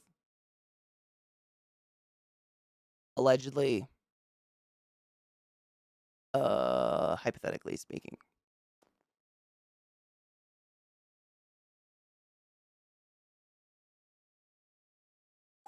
Know what I'm saying? There's so much cereal. Chips. Chips are an entire aisle. I mean, how long is a grocery aisle average? Like, I have no idea. I have a really hard time judging distances. Trying to think of it in like meters. I have no idea. How long are grocery aisles? Literally, chips are 2 sides of an entire aisle. I love me some crisps, chips, fried potato product in a bag. My favorite thing, but goddamn. Like, you have... I mean, I can't. It's just it's wild. It's kind of crazy.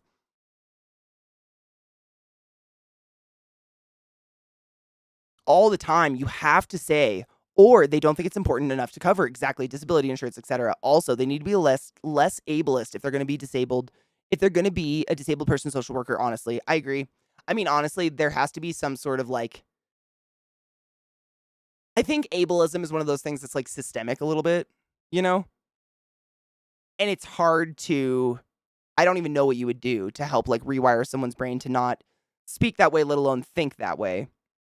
I had someone say that I use my streams as therapy. I had to correct them and say, I've been through therapy. I do this because there are people with families like mine that need to know that it's okay and they're not alone. You hit me right in my heartstrings. Sales, brush your teeth, wash your hands, and press your face. I love you. Sleep well, love. It really ends. Like, literally, it's 5 minutes till my end of stream. And as much as I'd like to go late, I do need to do stuff for the charity thing that I'm planning to do for Fuck Cancer, which I'm very excited to do. But I will... Oh my fucking God, what the shit?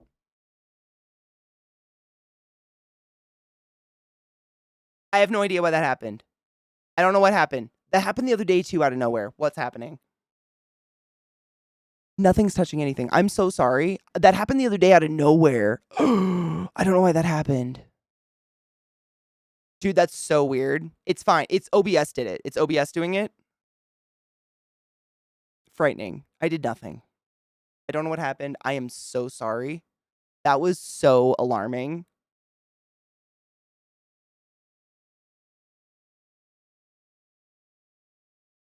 I'm scared of it now. I'm so sorry. That honestly would literally make me like cringe if that happened. I don't hear what you guys hear. That only happened to you, and I am so fucking sorry. Oh, that's the worst. I'm so sorry. Ew. I'm just looking at it to make sure. I don't know why that happened. It literally like a week ago, out of nowhere, that exact thing happened, and I don't know why. I'm so sorry. That's so weird. I'm so sorry. It's just Spotify. No, it wasn't with the same song. Mm-mm. I mean, I don't know how Spotify would control the volume on my OBS. Not that I would put it past it because OBS is fucking haunted. I'm just scared of it now. I'm so sorry. That is the worst. Holy shit. You guys trust me not to blow your ears out. And I failed you, and I'm so sorry. That is the worst. Icky. I'm so sorry. Jesus Christ. If your ears are bleeding, I am so sorry.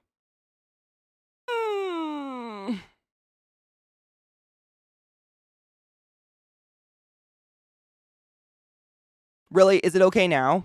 I'm just watching OBS. Nothing's being touched, no controller. I have keyboard, nothing's leaning on the keyboard. That's the only thing I can think of. I'm not even like no, it couldn't have been anything because I'm not even selected in the OBS window, and it'd have to be selected for anything externally to affect it. I don't know. So bizarre. Audio is really scary. I apologize. As much as I want to scare you, like, I feel like I just scared you enough. With an alarmingly loud sound.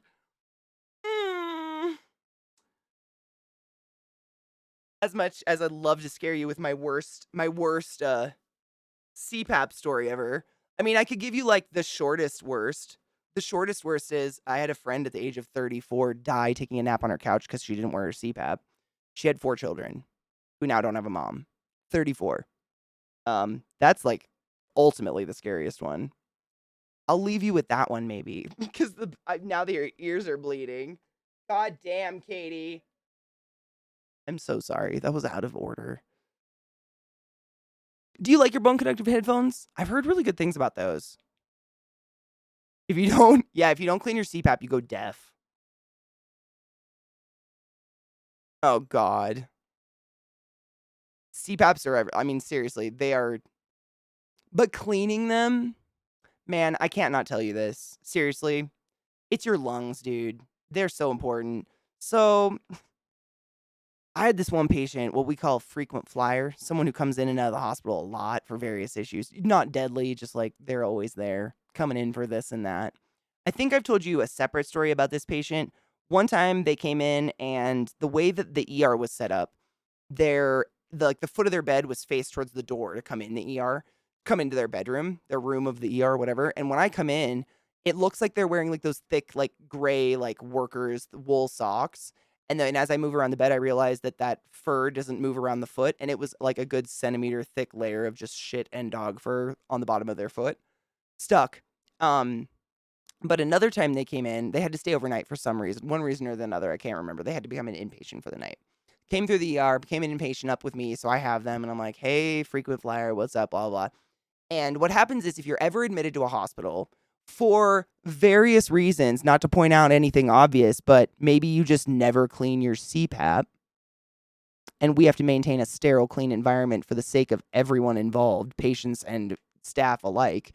We have to have a technician come check out your CPAP, your machine, whatever your machine is, BiPAP, CPAP, Trilogy, whatever it is.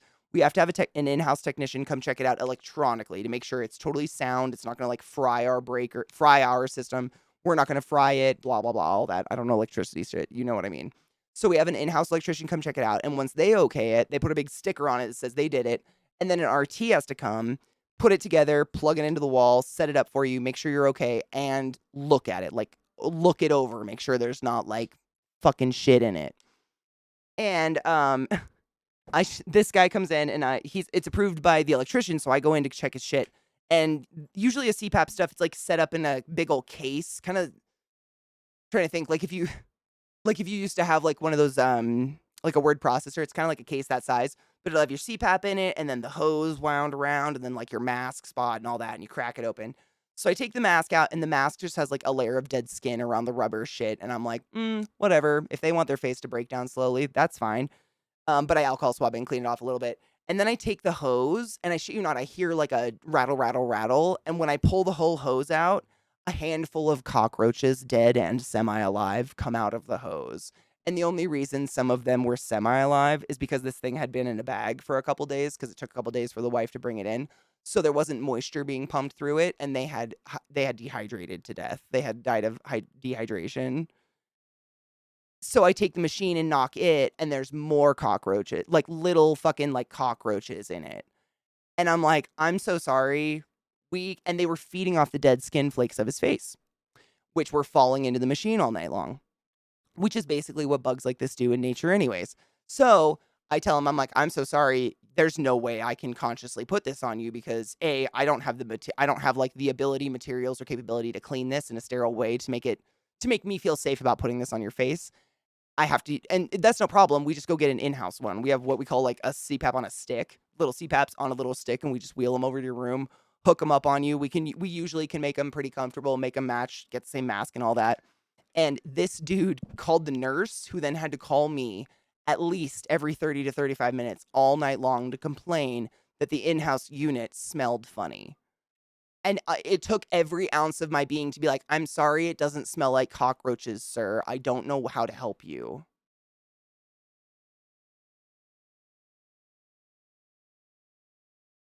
But if this gives you any comfort, cockroaches are actually fairly sterile animals because they live in such filthy conditions, like dead skin-filled, spittle-filled fucking CPAPs. They themselves have to spend over 70% of their entire existence cleaning themselves to keep themselves from getting diseases and stuff.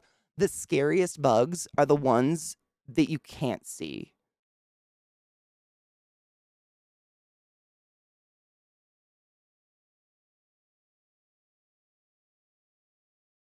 You know what I'm saying?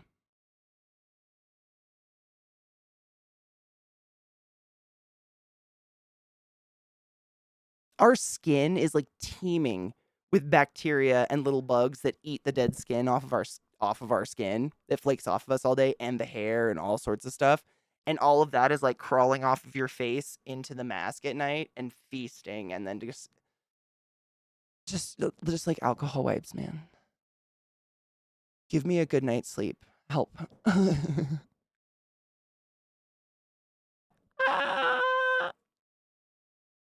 Ooh, journals are fun. Fuck yes.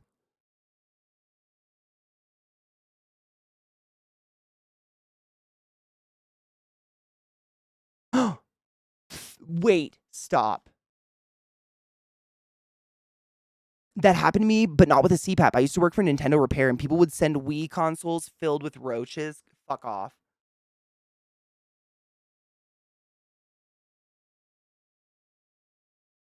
Live and dead. One unit from Florida had an Anole stuck in the fan. Shut your fucking face.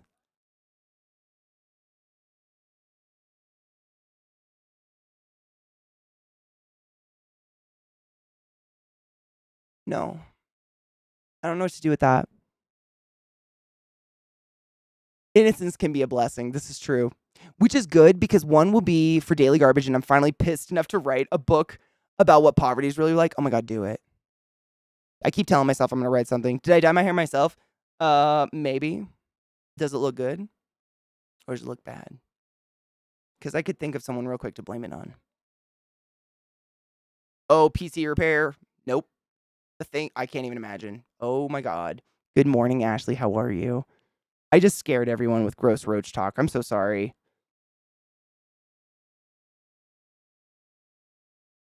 Thank you. I did. I didn't bleach it myself. I got it bleached a few weeks ago, but it had faded a lot because I washed it a lot.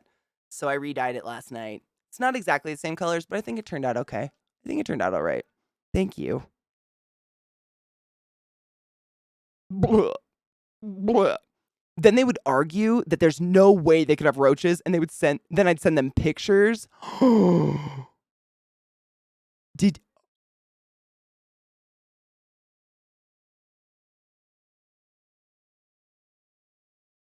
I don't know why that's so gross to me. I've seen them in a fucking ventilator. I mean, a fucking CPAP.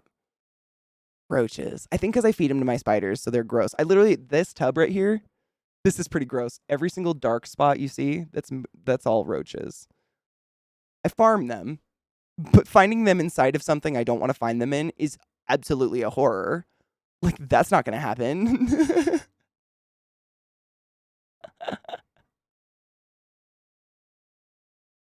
Stay for the medical. You know, I always wonder. I wonder why people stay, but I'm glad you do. Yeah, I mean, cockroaches will go fucking wild. Yeah, that's something you have to control highly. Expected bugs versus unexpected bugs. That's a really good way to put it. Yep, yep. Also, if you can put them on top of something off the carpet, your console. You know, I was always taught it's not good to put them on the carpet because then they can't breathe. Same with like your computer case, right? Like you want it on either a hard surface or, you know what I mean? I was always taught that as a kid. I don't know if that was real, but we never put our consoles on the carpet because I was taught like the fans couldn't, aerate inside or whatever. Yeah, you never want them like flat on the floor. Like they have to have some sort of circulation, right? Yeah. The difference is that there are bugs. Oh my God. Is it a bug or a feature? Stop. Bug feature or cockroach.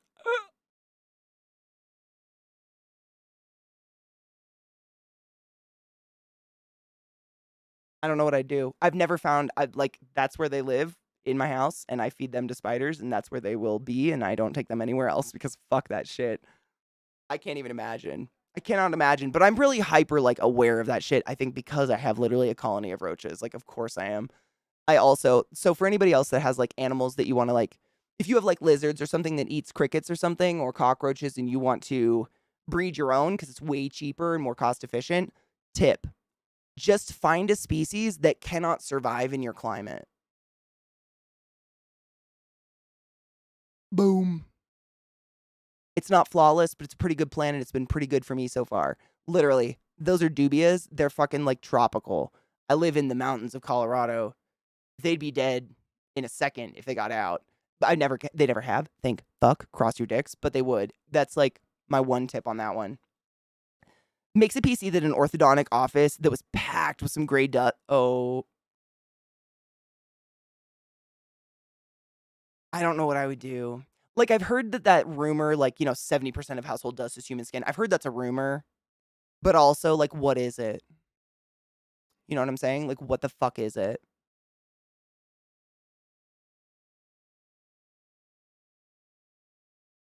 C-Town probably, honestly. Well, here's the thing. If bugs are in your house, there's something to eat. Everything has to eat.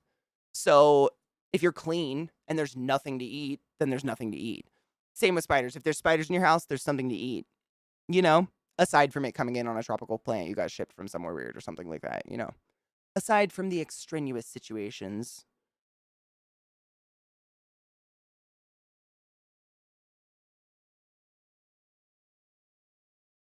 I know, me too.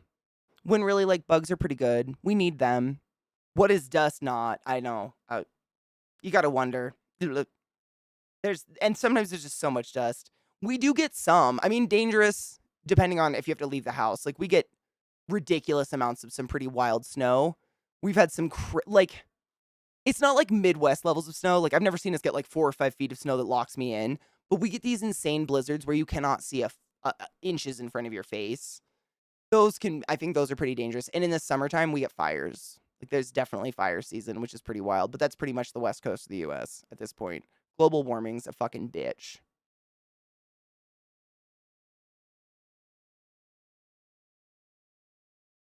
Yep, mold spores. Dust can be skin. It can be off your dog's dander, dog hair, all that.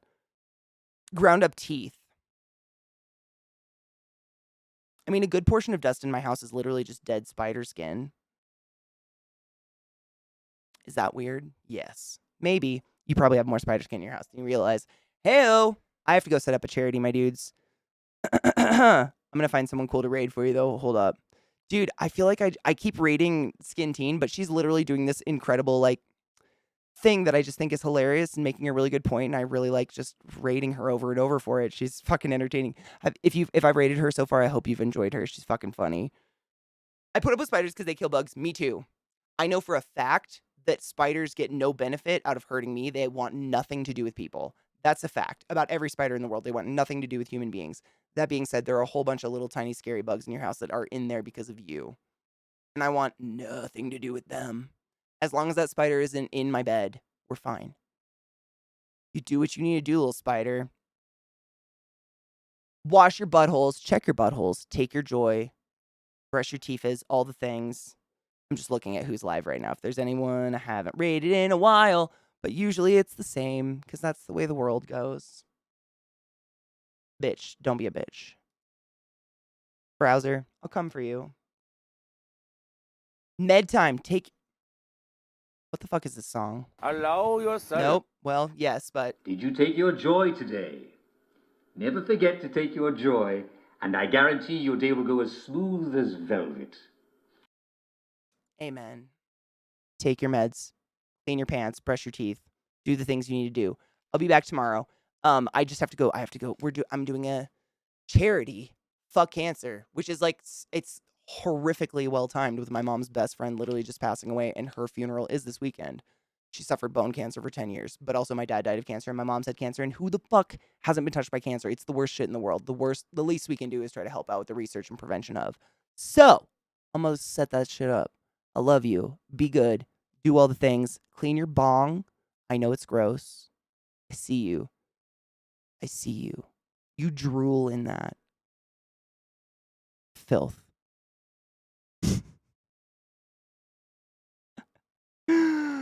Oh, man. Or, wait.